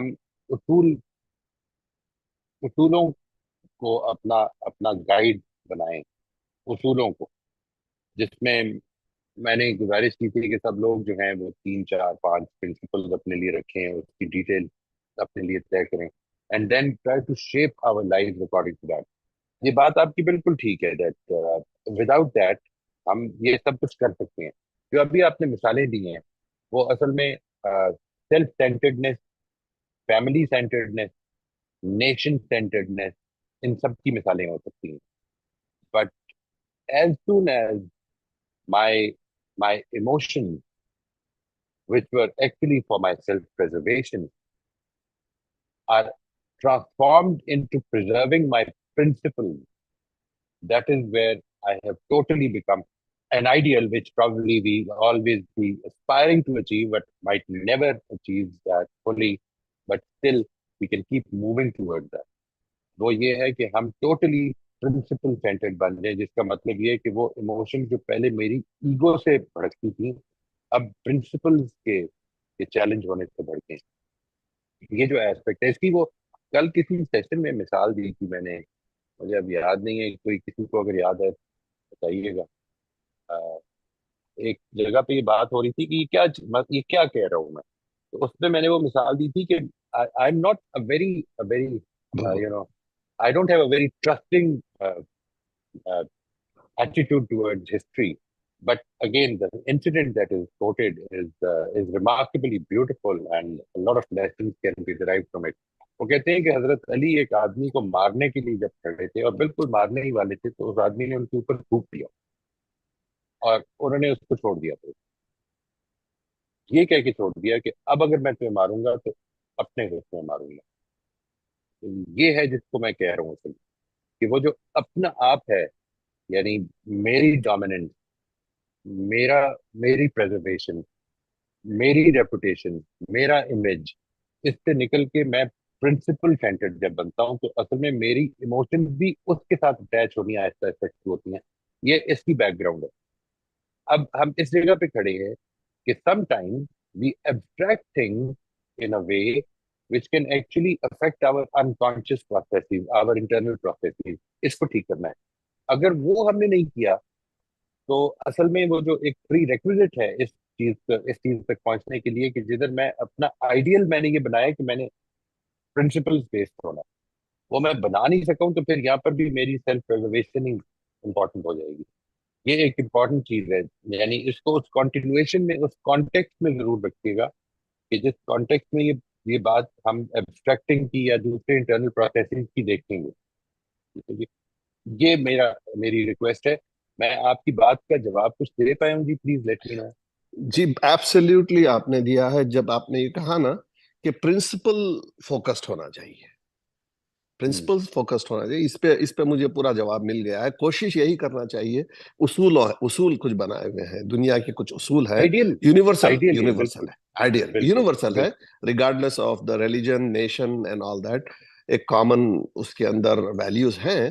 کوشش پوری مجھے یہ کرنا ہے کہ میں پرنسپل بیسڈ ہوں لیکن زیادہ سخت نہ ہو جاؤں. پرنسپل بیس پہ بھی اپنے لیے ہو. نہیں دیکھیں, وہ بھی یہ بھی ایک غلط فہمی ہے. یہ ویسے کسی نے پوچھا تھا کہ پرنسپل سینٹرڈ آدمی جو ہے وہ کیا لوگوں کے لیے مشکل کریٹ کرتا ہے؟ نہیں, پرنسپل سینٹرڈ آدمی پرنسپل کی بیسس پہ لوگوں کو بڑی گنجائش بھی دے گا, دیتا ہے. پرنسپل کمپیشن کا بھی تو ہے نا, یعنی پرنسپل ایمپتھی کا بھی تو ہے نا. پرنسپل صرف آنےسٹی کا نہیں ہے. پرنسپل اصل میں یہ بھی ہے کہ دوسرے کو اس کی رائے پہ جج کیا جائے, نہ کہ اپنی رائے پہ جج کیا جائے. ہاں. لیکن اتنا ضرور میں کہہ کر ختم کر دیتا ہوں کہ جیسے بزنس ہو, ڈیلنگس ہو وغیرہ, اس میں ہم کو وہ پرفیکٹ رزلٹ نہیں ملتا ہے جہاں ہم پہلے سے سوچ کر رکھتے ہیں کہ بھئی امپرفیکشن ہوتے ہیں. مثال کے طور پہ میں جان گیا ہوں کہ یہاں پر غلط ہو رہا ہے, لیکن میں اس کو فوراً سے کریکٹ نہیں کر سکتا ہوں. تھوڑا سا نقصان اس میں ہوتا ہے, ٹائم دینا پڑتا ہے, صبر کرنا پڑتا ہے. میں اپنے ایک ریسنٹ ایکسپیرینس کو بیس رکھ کے بات کر رہا ہوں اس وقت. تو مجھے اس میں 2-3 مہینے کا ڈیلے میرے ایک پروجیکٹ میں ہوا ہے, جس کا مجھے مانیٹریلی بھی نقصان ہوا, لیکن at the and of the day result بہت اچھا آیا. لیکن ہاں جی مجھے لاس ضرور ہوا ہے تھوڑا سا. مجھے لاس ضرور ہوا ہے, 1-2-3 ماہ کا لاس ہوا ہے مجھے, لیکن at the and of the day according to my perception, though it is delayed, وہ لاس ہو سکتا ہے لیکن وہ بھی ریکور ہو سکتا ہے, لیکن میں ریزلٹ سے خوش ہوں بہت. وہ آپ کس چیز سے خوش ہیں؟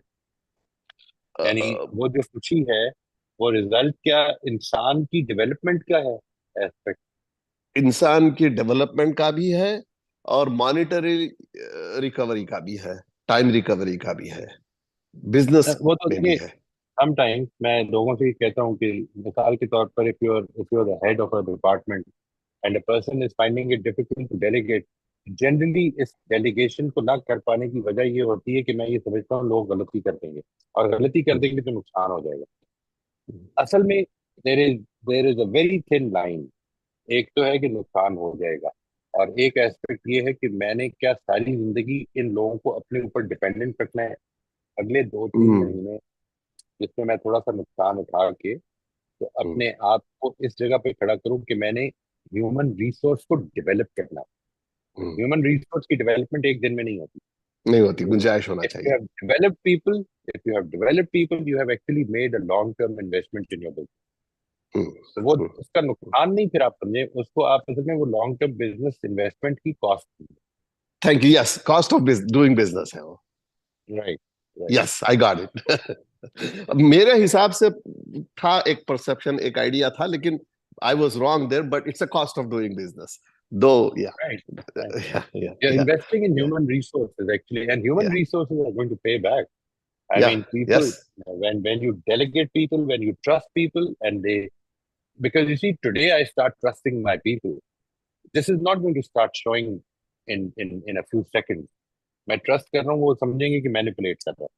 میں یہ ایک بیک گراؤنڈ ہے نا, ایک پورے کا پورا ان کے ساتھ ایک ہسٹری ہے. آج میں اندر سے بدل گیا ہوں, پرنسپل سینٹرڈ ہو گیا ہوں. یہ میں آ کے کہہ دوں تو اس سے آپ سب لوگ مان لیں گے کہ پرنسپل سینٹرڈ ہو گیا. ایسا نہیں ہو سکتا, because you are going to perceive me in our past interaction. اس کی روشنی میں آپ دیکھ رہے ہوں گے. جب آپ یہ دیکھیں گے اور پھر میں اپنی زندگی کی اتار چڑھاؤ میں آپ کو یہ ثابت کرنے لگتا ہوں کہ ہاں اب میں واقعی پرنسپل سینٹرڈ ہو گیا ہوں, تو اصل میں ٹرسٹ ادھر سے شروع ہونا شروع ہوگا, میرے کہنے سے نہیں شروع ہوگا. یہ پرابلم ہوتی ہے. یعنی میرے سے کئی لوگوں نے آ کے یہ کہا ہے کہ میں بڑے عرصے سے کوشش کر رہا ہوں, نرمی سے بات کر رہا ہوں, لیکن بیٹا جو ہے وہ سنتا نہیں ہے, یا ہسبینڈ یا وائف نہیں اس پہ اثر نہیں پڑتا، اس لیے کہ ایک پورا ہسٹری ہے، وہ اچانک نہیں چینج ہوگا، آپ اندر سے بدلے ہیں نا. یہ انٹرنل پروسیسز کی ایک علامت یہ بھی ہوتی ہے کہ آپ پرسنالٹی ڈیولپمنٹ میں فوراً چیز بتاتے ہیں، دکھاتے ہیں، وہ دکھتی ہے. جو انٹرنل پروسیس ہے وہ اگر چینج بھی ہو گئے تو وہ دکھے گا نہیں ابھی. یعنی آپ کو ایک چیز پہ غصہ نہیں چڑھ رہا، لوگ یہ سمجھیں گے کہ آپ سپریس کر رہے ہیں، کیونکہ اس چیز پہ تو آپ بڑا غصہ دیتا ہے. کسی نے آپ کا مذاق اڑا دیا، آج آپ کو غصہ نہیں چڑھ رہا، وہ 3-4 دفعہ اور کوشش کرے گا. الٹیمیٹلی ہو سکتا ہے وہ انٹرنل پروسیس آپ سے بے قابو ہو جائے گا، نکل پڑے غصہ. But the thing is that this is going to take time and internal change is not as simple. جی میں انشاءاللہ کبھی آپ کو فیوچر میں کسی سیشن میں کسی اور ٹاپک پہ اس کا ایکسپیرینس یاد رہا شیئر کروں گا ضرور. But it has really help me a lot actually. اس کا بیسیکلی صبر کا معاملہ ہے، تھوڑا سا اپنے آپ کو پیچھے کر کے ایبسٹریکشنز کو یوز کریں. اور اوور آل آئی ہیو الحمدللہ ان دس انسٹنس آپ ضرور شیئر کیجیے benefited. گا جی اپنے میں کرتا ہوں، ایکسپیرینسز انشاءاللہ نیکسٹ ٹائم. کرتا ہوں ایٹ لیسٹ ون ایکسپیرینس جو کہ ہمیں that will help others, G reflect on our own lives in a way G that you might have, G benefited یہ from it. یہ ریئل سٹوریز ہے، یہی ریلیٹ کرتی ہیں ہم کو، لیکن اس وقت نہیں کروں گا کیونکہ آلریڈی میں نے کافی وقت دے جی دیا جی دوسروں کا. جی نہیں آپ اگلی دفعہ ضرور کریں، وہ تو ہم سیشن جی رکھنا ہی اس کی چاہ رہے ہیں جی، جی ہاں جی ہاں جی تو ہاں ہم جی اپلائی کریں. جی ہاں جی ہاں جی. السلام علیکم، thank you very much. Most welcome. جی سلمہ صاحبہ پلیز آپ اپنے سوال پوچھ لیجیے. سر لاسٹ سیشن میں آپ نے جو پوائنٹس ہمیں بتائے تھے اس میں ایک پوائنٹ تھا امپروونگ ڈیسیژن میکنگ. اس کو آپ تھوڑا سا ایلیبریٹ کر دیں کیونکہ یہ مجھے سمجھ نہیں آیا. میں نے آپ کو جی میں نے سنا گزارش یہ کی تھی کہ آپ سوری آپ نے کچھ فرمایا؟ نہیں سر، میں یہی کہہ رہی ہوں کہ آپ اس کو اگر دوبارہ سے تھوڑا سا جی جی میں ایکسپلین کرتے ہیں تو بالکل جی. آسانی ہو جائے گی. اس میں گزارش یہ کی تھی کہ اگر ہم اپنی اس ایبسٹریکٹنگ کو اپنی ایبسٹریکٹنگ کو براڈن کریں، اس کے کچھ ایڈوانٹیجز ہیں. وہ جو ایڈوانٹیج ہے ان میں سے ایک ایڈوانٹیج یہ تھا کہ ہماری ڈیسیژن میکنگ امپروو کرتی ہے. How does that improve? میں جس وقت کسی چیز کے بارے میں امپلسولی فیصلہ کرتا ہوں، تو اصل میں امپلسولی فیصلہ کرتا ہوں کا مطلب یہ ہے کہ میں نے فوراً فیصلہ کیا کہ مجھے یہ پسند ہے. تو میں جب اس کو دیکھتا ہوں کہ میں نے اصل میں اس کرائیٹیریم پر اس چیز کو پسند کیا ہے، میں کسی کے ساتھ شیئر کرتا ہوں کہ میں نے گاڑی خریدنی ہے، میں نے اس بیسس پر اس کو پسند کیا، اور دوسرا آدمی کہتا ہے کہ نہیں ابھی رک جائیں، اس کی پیٹرول کی کنزمپشن بہت زیادہ ہے. آپ کو یہ خیال آتا ہے کہ اچھا میں نے یہ کرائیٹیریم سوچا نہیں تھا، یہ دیکھیں کیا ہو رہا ہے. اچھا آپ کسی اور سے بات کرتے ہیں، وہ آپ بتاتے ہیں نہیں اس پہلو سے بھی سوچیں. آپ کو خیال آتا ہے کہ اچھا میں نے اس پہلو سے بھی نہیں سوچا تھا. یہ جو پہلو بڑھتے جا رہے ہیں، ہر ایک کی اپنی اپنی ایبسٹریکٹنگ ہے نا، وہ جو پہلو بڑھتے جا رہے ہیں وہ آپ کی فیصلہ کرنے کی صلاحیت کو یا فیصلے کو بہتر بنائیں گے. اب سمجھ میں آ گئی جی بات؟ جی جی سر، ہاں یہ کافی حد تک ٹھیک ہے. اس پوائنٹ آف ویو سے تو یعنی بہت وین اچھے یو سے سمجھ آ رہا، کیونکہ یہ تو رائٹ ہوتا ہی ہے رائٹ کہ جب بھی ہم کبھی کوئی ایسا آپ فیصلہ لیتے ہیں تو دوسروں کے مشورے جو ہیں وہ اگر رائٹ ہم لینا چاہیں تو وہ ہمارے لیے ظاہر ہے کچھ گائیڈنس دیتے ہیں ہمیں. لیکن اس اگر کو تھوڑا یہ سا جو زیادہ اس کو بھی آپ انیومریٹ کرنے لگ پڑے، اس کو تھوڑا سا انلسٹ کرنے لگ پڑے کہ میں نے جب فیصلہ کیا تھا شروع کا، اس میں جی یہ کرائیٹیرین تھا میرا، اس وجہ سے میں اس طرف مائل تھا زیادہ یہ کرنے کی طرف. جب میری مثال کے طور پر اپنے بھائی سے بات ہوئی، انہوں نے مجھے کہا کہ نہیں اس پہلو کو بھی سوچنا. پھر میری اپنی بھابھی سے بات ہوئی تو انہوں نے کہا کہ اس پہلو کو بھی سوچ لینا. جب میں نے جی ان چیزوں پہ سوچا تو میرا فیصلہ بالکل چینج ہو گیا. میں نے پھر اپنے بھتیجے سے بات کی تو اور بھی پہلو ملے مجھے.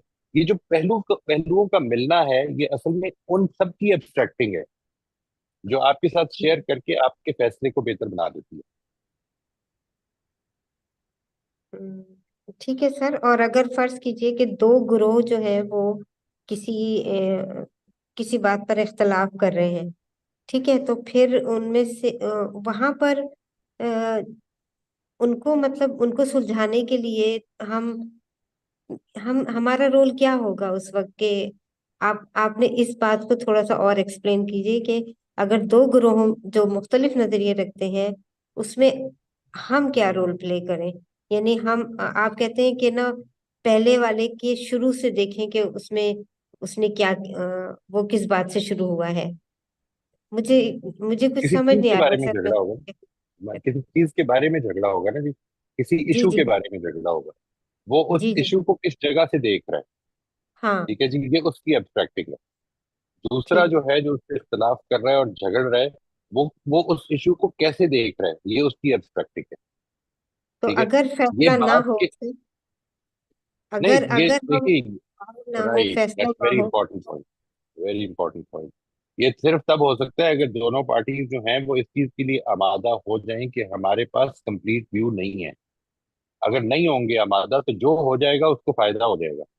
اس کو فائدہ کیا ہوگا؟ فائدہ یہ نہیں ہوگا کہ اس کے حق میں فیصلہ ہو جائے گا، فائدہ یہ ہوگا کہ وہ پرسنلی ڈیولپ کر لے گا. یعنی سب سے پہلے تو ایک چیز جو میں نے اس کو میں کافی اسٹریس کرتا ہوں، کل اس سے ہی بڑی بات ہوئی تھی. اگر آپ کا موٹو کلیئر نہیں ہے، موٹو جی کلیئر نہیں ہے، اگر واضح نہیں ہے اور آپ کو یاد نہیں ہے، تو آپ اصل میں دنیا کی کامیابیوں کو کامیابی سمجھیں گے. یہ دیکھیں یہ میں نے کیا کتنا فائدہ ہو گیا. موٹو کو بہت کلیئر رکھیں. موٹو یہ ہے اس پرنسپل سینٹرڈنیس میں، موٹو اگر کوئی ہو سکتا ہے تو وہ یہی ہو سکتا ہے کہ مجھے اپنے پروردگار کو راضی کرنا ہے. اگر یہ نہیں رہا یاد تو پھر دنیا غالب آ جائے گی. دنیا میں جھگڑے جو ہیں ان میں جیتنا اور ہارنا مسئلہ بن جائے گا. لیکن اگر موٹو واضح ہے تو پھر ایوری اسٹیپ آف دا وے جو آپ کے اندر پرسنل امپروومنٹ ہو رہی ہے وہ آپ کے لیے عزیز ہو جائے گی. تو حل کیا جا سکتا ہے، اس میں بہت بڑی ہیلپ ملے گی if you know this process of ایبسٹریکٹنگ. لیکن حل تب کر سکیں گے آپ جب جو فریقین ہیں وہ دونوں اس کو سمجھنے کے لیے آمادہ ہوں. اگر ایک جی ہے کہ سر. نہیں آج جب تک میرے حق میں نہیں ہوگی میں مانوں گا ہی نہیں، کیا کیا جا سکتا ہے؟ اس کا ہاں تو پھر کوئی حل یہ نہیں ہے. اس کا کوئی اور حل دونوں ہی نہیں. اس جگہ پہ کھڑے ہو جائیں تو پھر تو کچھ بھی نہیں ہو بس یہی پوچھنا تھا سر. Thank you. سکتا. جی رافیہ جی، آپ پلیز پوچھ لیجیے اپنا سوال. موئی صاحب، آپ نے کئی دفعہ یہ کہا کہ جب آپ کچھ کریں تو آپ دل میں یہ یاد کریں کہ اللہ میرے سے کیا چاہتا ہے. تو کئی دفعہ یہ میں بہت آج کل یہ سوچ رہی ہوں، اس کے حساب سے پریکٹس کر رہی ہوں، مگر کئی دفعہ میرے ساتھ یہ مجھے فیلنگ ہوتی ہے کہ کئی دفعہ جب بہت ناانصافی آپ کے ساتھ ہو رہی ہو تو پھر میں سوچتی ہوں کہ اللہ تو نہیں مجھے چاہتا کہ چپ رہے، یا کوئی آپ سے بہت بری طرح بہیو کرے تو میں تو یہ فیل کرتی ہوں کہ اللہ تو نہیں یہ چاہے گا کہ آپ صبر سے کوئی آپ سے بدتمیزی کرے تو آپ چپ رہے. تو پھر اس ٹائم پہ میں فیل کرتی ہوں کہ مجھے کچھ کہنا چاہیے، مجھے کم از کم اتنا کہنا چاہیے کہ یہ آپ کے بات کرنے کا طریقہ، یہ جو بھی آپ کہہ رہے ہیں یہ بہت بہت سخت خراب طریقہ ہے اور یہ برداشت سے باہر ہے. تو اس میں ذرا سی مجھے کنفیوژن ہوتی ہے کہ اللہ آپ سے کیا چاہتا ہے. تو یہ ڈیسیژن تو فائنلی اللہ آپ سے کیا چاہتا ہے will be mine, isn't it? To the best of Right. my ability کہ بھی اللہ Right. میرے سے Right. یہ چاہتا ہے. To the best of your ability, to the best of your knowledge, all things to the best of yours, yes. And the important thing is, جب میں یہ کہتا ہوں نا جی کہ یہ سوال اپنی زندگی میں زندہ کر لیں تو this question is more important than the answers you get. The answers should be sincere. According to your existing knowledge, according to your existing situation, the answers should be sincere. Because جب آپ نے یہ سوال پوچھا ہے تو you are being God conscious. یہ سوال اصل میں گاڈ کانشیس بنا رہا ہے. میں آپ کو اس کی مثال دیتا ہوں. اگر آپ اس سوال کو لیٹ سے if you become if it becomes a habit of asking this question, of asking yourself this question time and again when you do certain things, let's say آپ کو غصہ چڑھا ہے کسی آدمی پر اور آپ کا دل کر رہا ہے for whatever reason, آپ کا یہ دل کر رہا ہے کہ میں اس کو ذرا 2-4 گالیاں نکالوں. ٹھیک ہے، اور آپ نے یہ سوال پوچھا ہے کہ اللہ تعالیٰ مجھ سے کیا چاہتا ہے. یا آپ کو لگتا ہے کہ اس آدمی نے میرے ساتھ دھوکہ کیا تھا، میں ذرا اس کو دھوکہ دیتی ہوں آج. اور آپ نے یہ سوال کیا ہے کہ اللہ تعالیٰ مجھ سے کیا چاہتا ہے، تو کچھ چیزیں ایسی ہو سکتی ہیں کہ جس میں آپ کو بڑا کلیئر جواب مل جائے کہ نہیں، اللہ تعالیٰ یہ پسند نہیں کرے گا. کچھ تو ہو سکتی ہے نا جس میں تو بہت زیادہ سبجیکٹیوٹی نہیں ہوگی. Don't you think so? نہیں آپ صحیح کہہ رہے ہیں، میں تو جنرل ریلیشن شپس آپ صرف اس سوال کا جواب دیں گی. کچھ چیزیں ایسی ہو سکتی ہیں نا. جی جی جی بالکل ہو سکتی ہیں. subjectivity ہے. اچھا، میں یہ کہہ رہا ہوں کہ اصل میں ان چیزوں کو سامنے رکھ کر be more God conscious even where there is a subjectivity, even where there is a subjectivity. سوال زندہ رکھتے ہیں. This is this question that آپ makes کا you کیا God مطلب conscious. This is not the answer. Subjectivity سے مجھے نہیں سمجھ آیا اس Let's کانٹیکسٹ say میں. ایک آدمی کی رائے یہ ہو سکتی ہے کہ یہ جو سچویشن ہے جس میں کسی نے میرے ساتھ بدتمیزی سے بات کی ہے، اس میں مجھے صبر سکھانا چاہتا ہے اللہ تعالیٰ، اور وہ چپ کر گیا. اور آپ کی رائے یہ کہ نہیں، اللہ تعالیٰ یہ چاہتا ہے کہ میں اس وقت اس کو یہ بتاؤں کہ تمہیں اس طرح بات نہیں کرنی چاہیے. ابھی ہم اس کی بہت زیادہ ڈیٹیل میں نہیں جا رہے کہ اللہ تعالیٰ یہ کیوں چاہتا ہے یا کیوں نہیں چاہتا ہے. سوال یہ کہ لیٹ سے these are two people in the same situation apparently who have decided different things but have asked the same question. اللہ تعالیٰ مجھ سے کیا چاہتا ہے؟ یہ پاسبلٹی، یہ سبجیکٹیوٹی، اس کی بات کر رہا ہوں میں. جی بالکل پاسبل ہے. You don't have an objective answer کہ یہ ہے. دیکھیں قرآن میں لکھا ہے کہ جب کوئی آدمی اس طرح بات کرے تو اس طرح سے جواب دو. یہ نہیں ہوا کہ یہ ہے آبجیکٹیوٹی. اللہ تعالیٰ یہ چاہتا ہے کہ کسی نے تم کو دھوکہ بھی دیا تو اس کو تم کہہ دو کہ تم نے مجھے دھوکہ دیا، آئندہ تم سے بات نہیں کرنی ہے، مجھے یہ تم سے کام نہیں کرنا ہے. لیکن دھوکہ نہیں دو گے. تم دھوکہ تم دو گے تو تم غلط کرو گے، اور تم نے غلط نہیں کرنا. یہ اس میں آبجیکٹیوٹی ہے. ایک سچویشن وہ ہے کہ جس میں سبجیکٹیوٹی ہے کہ اچھا پتہ نہیں شاید یہ چاہتا ہے یا یہ چاہتا ہے. ایک آدمی نے کہا کہ یہ ہے اور دوسرے نے کہا کہ دوسری بات ہے. یہ اس کو میں سبجیکٹیوٹی کہہ رہا ہوں. اس میں تو یہ I think you have to search inside your self and سے کہ اچھا کہاں تک آپ کی برداشت ہے، اینڈ دین یو سے کہ اللہ doesn't want you to continue bearing it. That's what I am seeing. You see, the thing is that number one, when I say this, that you have to ask yourself, what does God want from you? اس کے پیچھے بھی ایک چیز ہے. وہ چیز یہ ہے کہ میں نے یہ بھی آپ کو کئی دفعہ بتایا ہے پہلے کہ میرا یہ بھی فیس کا حصہ ہے کہ میری زندگی میں جو کچھ ہو رہا ہے انسانوں کے ذریعے سے، دوسرے لوگوں کے ذریعے سے، وہ خدا کی اجازت سے ہو رہا ہے. اللہ تعالیٰ کی اجازت سے مجھے ایک سچویشن میں مجھے فیس کرنا پڑ رہا ہے کسی کی زیادتی کو، اپیرنٹلی جس کو میں زیادتی سمجھ رہا ہوں، اس کو میں نے فیس کیا ہے، اور اب مجھے رسپونڈ کرنے کو کہہ رہا ہے اللہ تعالیٰ. اور وہ جو رسپانس ہے وہ میں نے خدا کو کرنا ہے. یہ پورا فریم یہ ہے. ٹھیک ہے جی. اس میں نے یہ پوچھا ہے کہ اللہ تعالیٰ what would God like from me at this stage اور in this situation. اس میں میرے اور آپ کے جواب میں فرق ہو سکتا ہے، اس سوال میں فرق نہیں ہونا چاہیے. میرا کہنا صرف اتنا ہے. بالکل. میرے لیے سوال right, they might see it differently. We can even discuss it later on. Why did you see it this way? Why did I see it this way? I can tell you my reasons, you can tell me your reasons. Fine, we can even agree to disagree. No problem. This question is what makes a God conscious and a not so God conscious person distinct from each other. This question, not the answers. It is not the answers. It is the question. And some people have the strength of more sabr. Some people can't take it more than a certain extent. تو یہ تو individual کے ہے. تو سوال وہی ہوتا کہ اللہ کیا چاہتا ہے. ٹھیک ہے, you have to do your best. I'll tell you what. یہ جو ہے نا, don't ever take this as an excuse. Because if somebody has more sabr, he has given more time to develop that sabr. اگر آپ کو اور مجھے قرآن مجید نے یہ کہا ہے کہ یہ جو پیغمبر کا ایمان تھا اور پیغمبر کی استقامت تھی یہ تمہارے لیے اسوہ حسنہ ہے, تو پھر مجھے اس تک پہنچنے کی ایسپریشن ہونی چاہیے. یہ ایکسکیوز نہیں ہونا چاہیے کبھی بھی زندگی میں. وہ تو پیغمبر ہیں, کیونکہ قرآن نے ان کو خود ماڈل بنایا. قرآن نے جو حضرت ابراہیم کو ماڈل بنایا ہے سورہ ممتحنہ, تو دوسرے یہ نہیں کہہ سکتے وہ تو ابراہیم تھے. نہیں, ماڈل خود قرآن نے بنایا ہے. اس لیے اگر if somebody has more صبر, تو don't say this that he has more صبر. He has developed it and I have not. Now move ahead. I should try to develop it. I think sabr is the wrong word. Maybe strength of bearing injustice, I should say. That is sabr. That is also sabr. Like, yeah. مجھے اس پر کس جگہ پہ کھڑے ہونا ہے.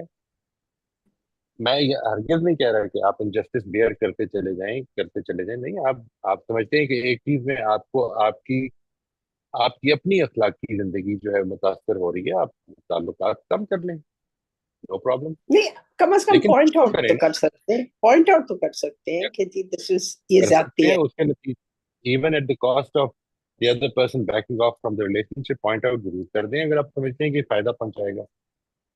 ورنہ اگر فائدہ ہی نہیں پہنچائے گا تو پوائنٹ آؤٹ کیے بغیر بیک آؤٹ کر لیں, کیا فرق پڑتا ہے. جی جی جی. نہیں, بس یہ ہے کہ میں اتنا یہ کوشش کروں, یہ پریکٹس کروں کہ ہر بات پہ ہی سوچوں کہ اللہ کیا چاہے گا. سو دس از a very good thing which is developing ان می. اللہ کا شکر ہے جی, اللہ کا شکر. بہت بہت شکریہ اس کے لیے. بہت I have to thank you for this. اللہ تعالیٰ جی, یہ تو اصل میں آپ کو توفیق ملی ہے اللہ تعالیٰ کی طرف سے. To be very honest, many times I miss out on this question and I pray that I will keep remembering it. I have to be more mindful sometimes, and it's very very very fortunate اگر آپ کو یہ چیز جو ہے یہ دل کو لگی اور آپ نے اس کو اڈاپٹ کیا. اللہ تعالیٰ ہم سب کو اس کی توفیق دے انشاءاللہ. We said certain things you pick up from people when they are talking, and this is such an important thing I've learned from you.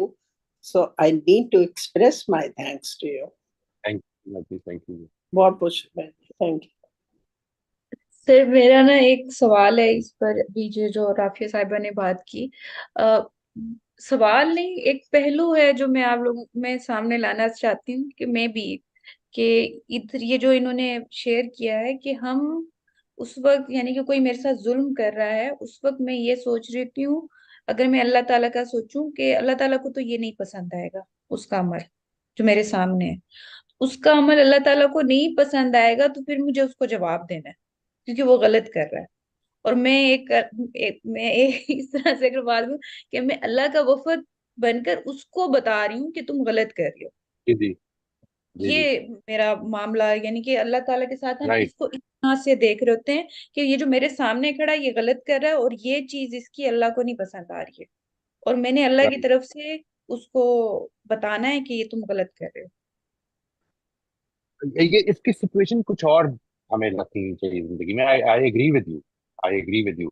جدھر میں خود ٹارگیٹ ہوں, اگر لیٹ سے میرا اور آپ کا انٹریکشن ہو رہا ہے اور میں آپ کو یہ بتانا چاہتا ہوں کہ کومل آپ کی یہ بات اللہ کو پسند نہیں آئی, یہ موقع نہیں ہے بتانے کا. یعنی یہاں پر تو اصل میں میرا مسئلہ ہے, میں ایک پارٹی ہوں, مجھے جج نہیں ہونا چاہیے اس کا. ٹھیک ہے جی. مجھے اصل میں جو چیز دیکھنی چاہیے, میں اس میں لوگوں کو یہ گزارش کرتا ہوں کہ جب بھی کبھی انٹریکشن میں کوئی گڑبڑ ہو جائے دوسرے کی طرف سے, تو یہ ضرور دیکھیے most of the time we miss out on دس کہ میری طرف سے کیا ہوا تھا.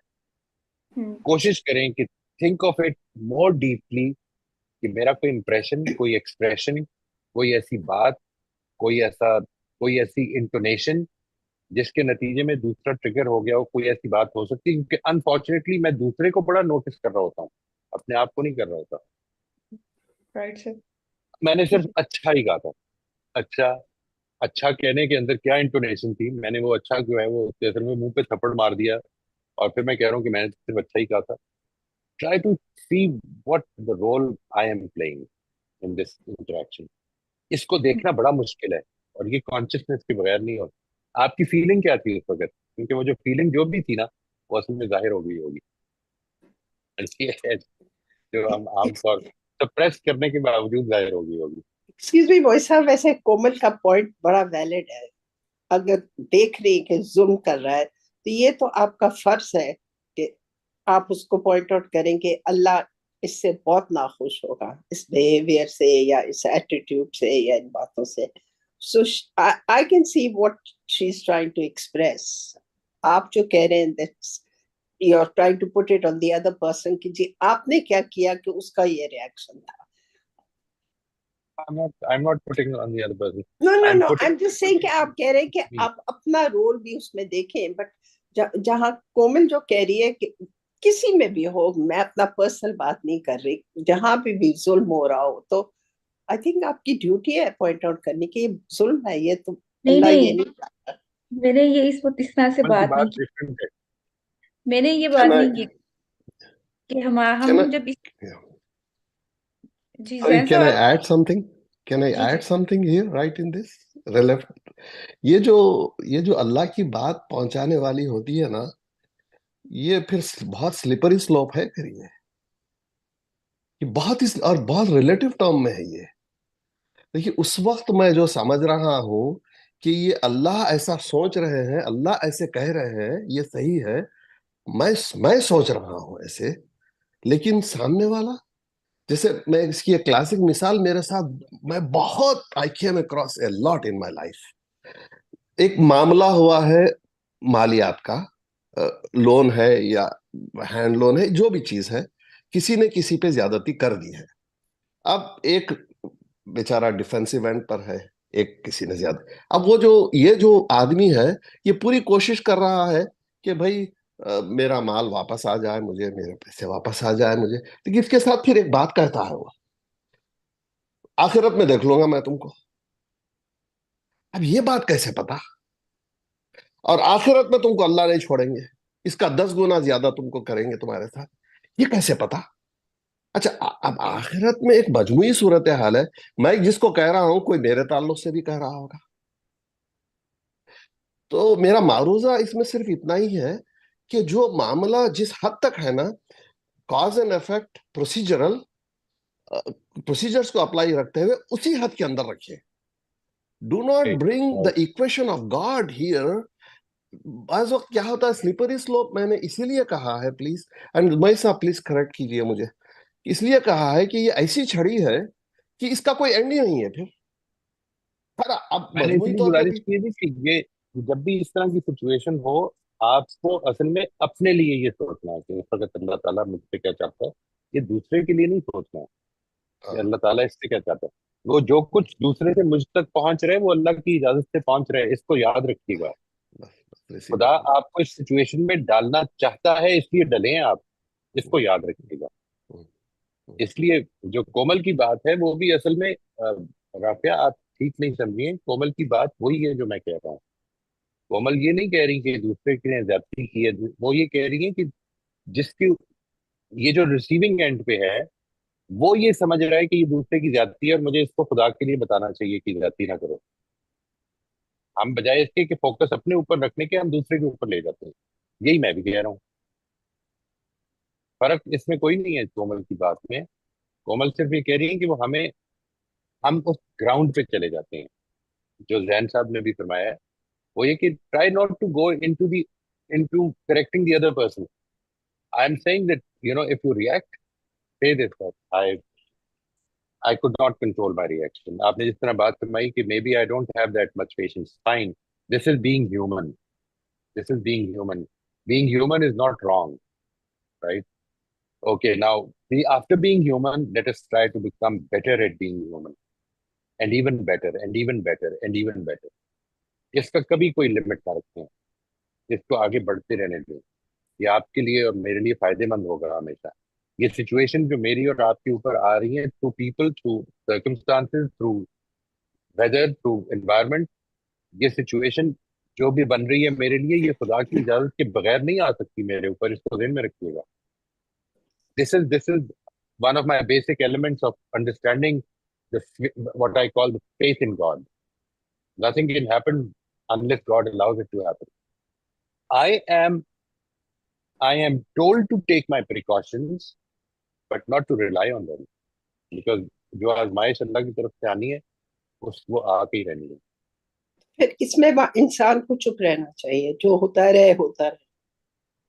نہیں, میں تو یہ نہیں کہہ رہا. آپ نے بالکل ٹھیک پہلے بات کی ہے کہ آپ نے یہ سوال کر لیا کہ اللہ تعالیٰ مجھ سے یہ کیا چاہے گا. اللہ تعالیٰ مجھ سے چاہے گا کہ اس موقع پر مجھے اپنی بات کر کے یہ بتا دینا چاہیے کہ دیکھیے یہ میرے لیے it is becoming very difficult to beer. آپ پلیز اس طرح سے بات نہ کیا کریں. Go ahead with that, no problem. If that is your opinion, if that is the answer you're getting to the question, what would God want from me at this time? No problem. G But صحیح. don't think about it. آپ نے یہ نہیں سوچنا ہے. جو زین صاحب فرما رہے ہیں وہ یہ کہہ رہے ہیں کہ ڈونٹ تھنک کہ یہ جو اس نے کیا ہے تو اللہ تعالیٰ اس سے کیا چاہے گا. یہ مت سوچیے, یہ سوچیے کہ مجھ سے کیا چاہے گا. نہیں وہ تو یہ میں سوچ- دوسرے کے لیے تو سوچ ہی نہیں رہی, میں تو اپنے لیے کہہ رہی ہوں کہ اللہ میرے سے کیا Right. چاہے گا. مجھے تو یہ پتہ ہی نہیں کہ اللہ اس سے اس کے اس دماغ کے میں بعد کیا وہ اس سے کیا خوشی چاہے رہے گا. گی. No problem. اس It's- کی فکر نہ کریں. اس میں بہتری پیدا ہوگی. You see, this is the first step in becoming God conscious in our day-to-day, everyday event life. This is what I want us to become. It is not just being God conscious when we stand up for prayer with our hands folded on our chest. It is being God conscious when I sit here and I talk to you.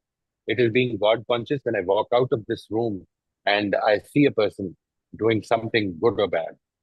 It is being God conscious every moment of my life. That is the ideal that we need to achieve. I am not saying it all. Please don't ever think that I'm saying that this is what I have achieved. No, I have not. This is the ideal that I place in front of you as well as by myself. وہی سب میں تو اپنے عمل کے لیے I'm responsible and answerable. So that in that respect I keep saying کہ بھئی اللہ مجھے کیا چاہتا ہے میں کیا کروں. I'm not thinking But of what the other person. یہی ہے. That's اتنا ہی کہا ہے میں زین نے. صاحب اتنا ہی کہا. زین صاحب کا ایک فرق بات میں سے کیا again, میں جو چیز آپ سے عرض کرنا چاہ رہا ہوں وہ صرف اتنا ہے کہ یہ سوال امپورٹنٹ ہے. اس سوال کو جتنا زیادہ اپنی زندگی میں پوچھنا شروع کر دیں گے انشاءاللہ. اچھا ایک چیز, دوسرا یہ کہ اپنی ایگزسٹنگ نالج کو اللہ تعالیٰ کے قوانین کے بارے میں, اللہ تعالیٰ کی کتاب کے بارے میں, اللہ تعالیٰ کی پسند ناپسند کے بارے میں اپنی ایگزسٹنگ نالج جو کچھ آج ہے آپ اس کے مطابق کر سکیں. وہ آپ کی آج کی ایبسٹریکٹنگ ہے.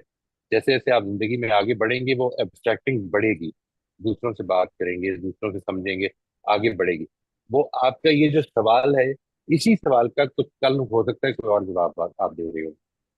میں یہ exactly the same thing can happen to me. The answer is not so important as much as the question.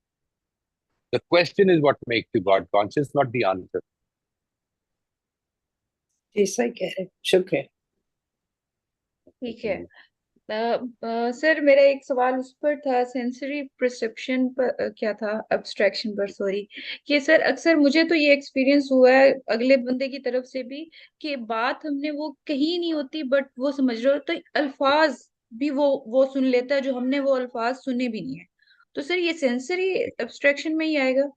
یہ نہیں, یہ اصل میں پرسیپچول ہوگی.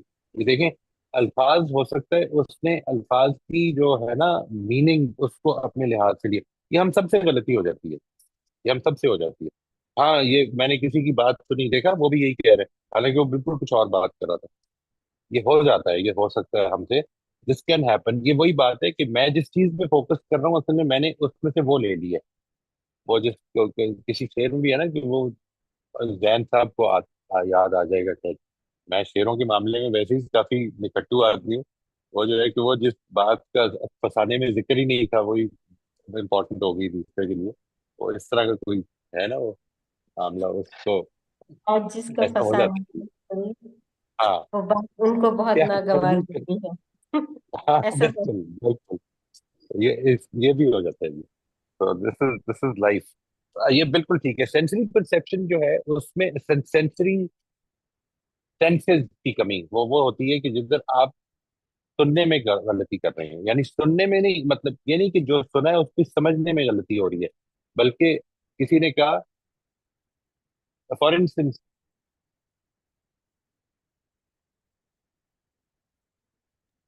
سر میں کوئی یہی ایسی بات بات کر رہی ہوں. ہوئی کہ سر میں یہی بات کر رہی ہوں کہ لفظ وہ میں نے نہیں کہے بٹ وہ لفظ سن رہا ہے, یعنی کہ میننگز والا نہیں, وہ لفظ ہی وہ سنا. میں ہاں بول رہی ہوں میں یہ نے بھی ہو جاتا ہے.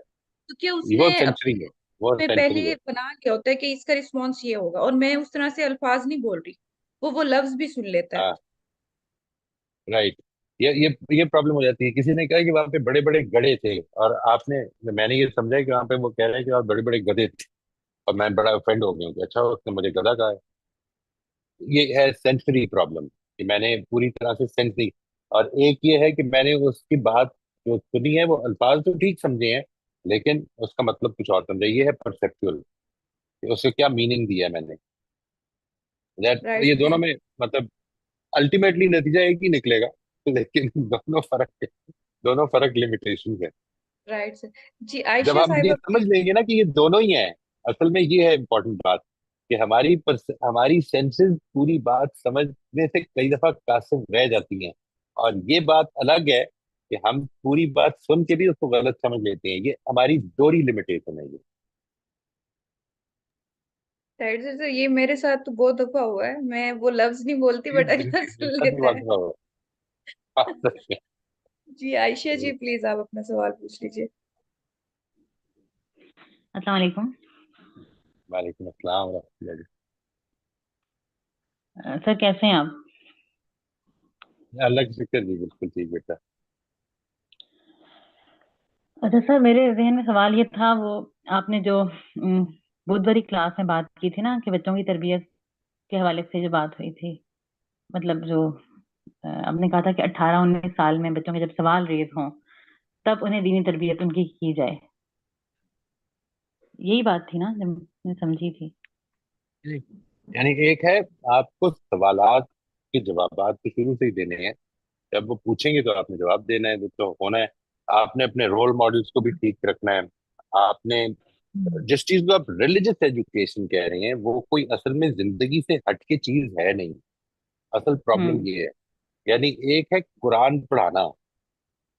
قرآن پڑھانے کو ہم ریلیجس ایجوکیشن کیوں اس سے اکویٹ کیوں کر رہے ہیں. ایک ہے میرے رویے زندگی میں, مطلب میرے گھر میں جو بچہ ریز ہو رہا ہے, میں ہر سیشن میں یہ کہتا ہوں کہ اپنی زندگی میں یہ سوال پوچھنا شروع کر دیں کہ اللہ تعالیٰ مجھ سے کیا چاہے گا. آپ کے خیال میں یہ سوال بچے کے سامنے نہیں آئے گا وہ جو میرے گھر میں ریز ہو رہا ہے؟ آئے گا. یہ ریلیجن ہی تو ہے. یعنی میری جو انڈرسٹینڈنگ آف ریلیجن ہے وہ میں نے بچے کو اس ماحول سے دینی شروع کر دی ہے.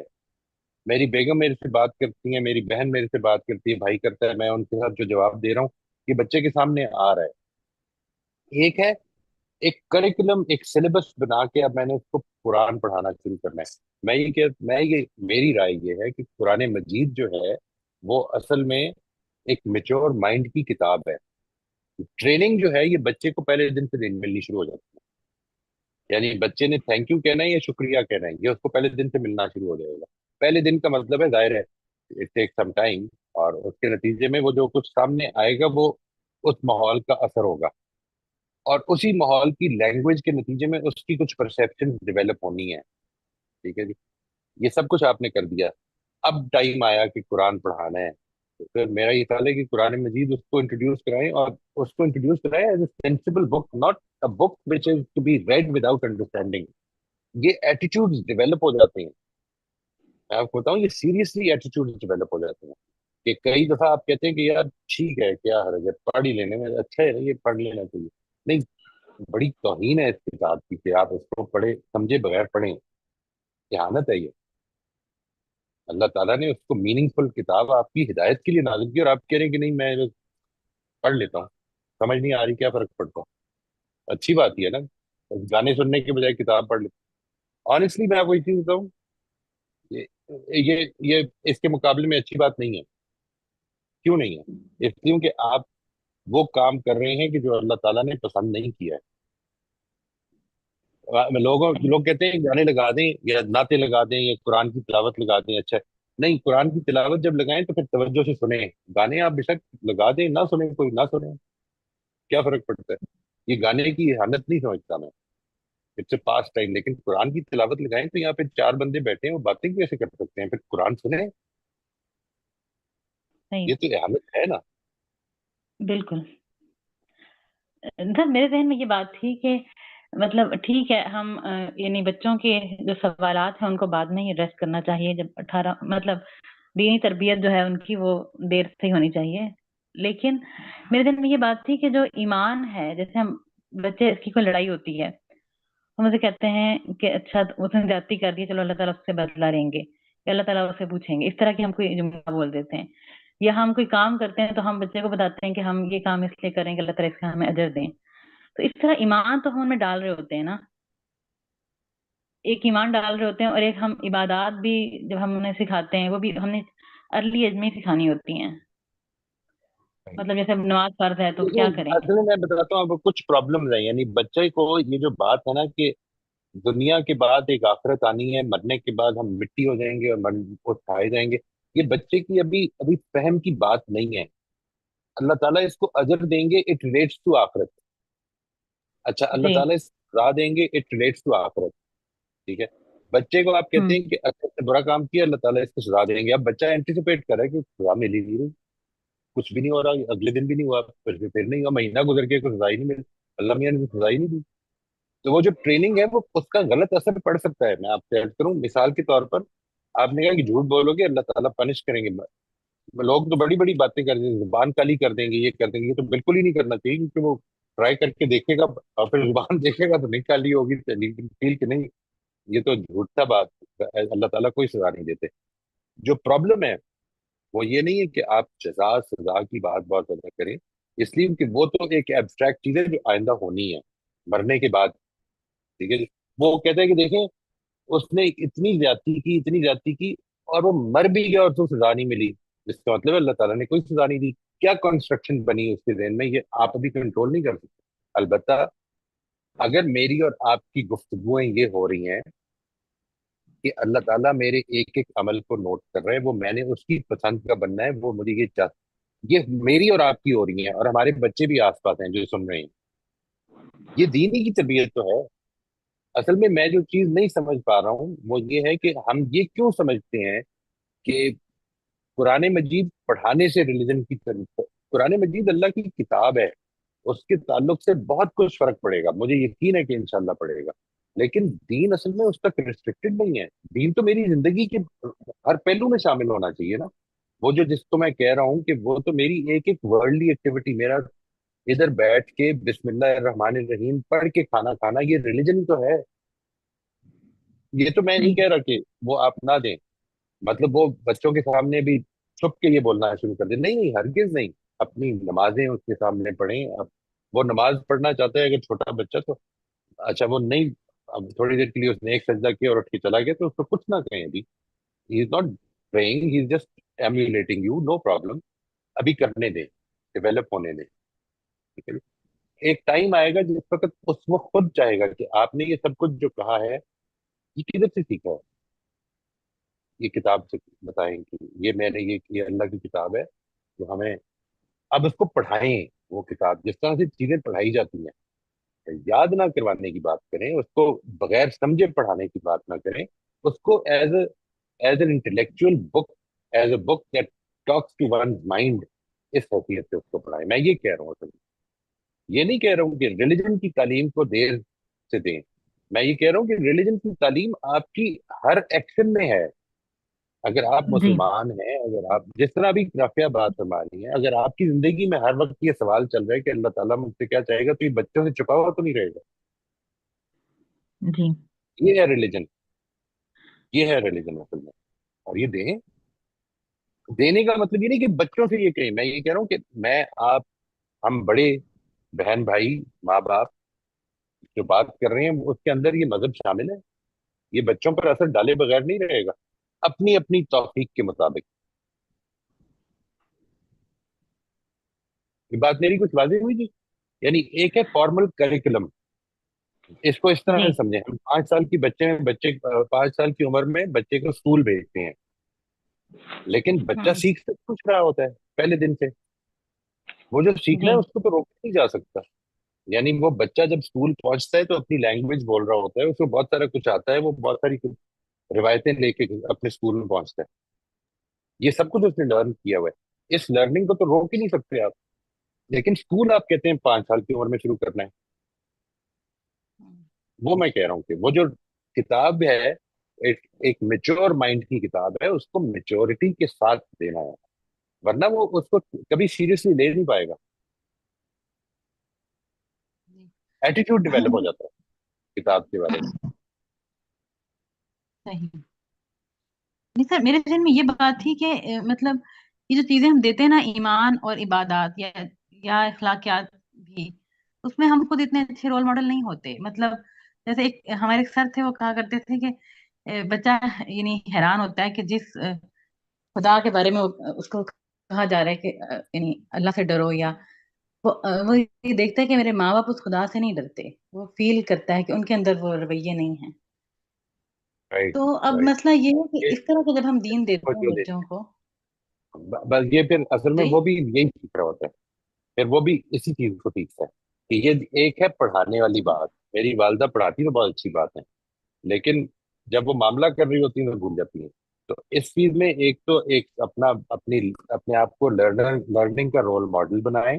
بچوں کو یہ بتائیں کہ بہت ساری غلطیاں ہیں میرے اندر، لیکن میں آئیڈیل اس کو سمجھتی ہوں. ٹھیک ہے، اور ادھر تک مجھے پہنچنے کی جدوجہد میری انشاءاللہ موت تک جاری رہے گی. تم بھی میرے ساتھ اس میں تعاون کرو.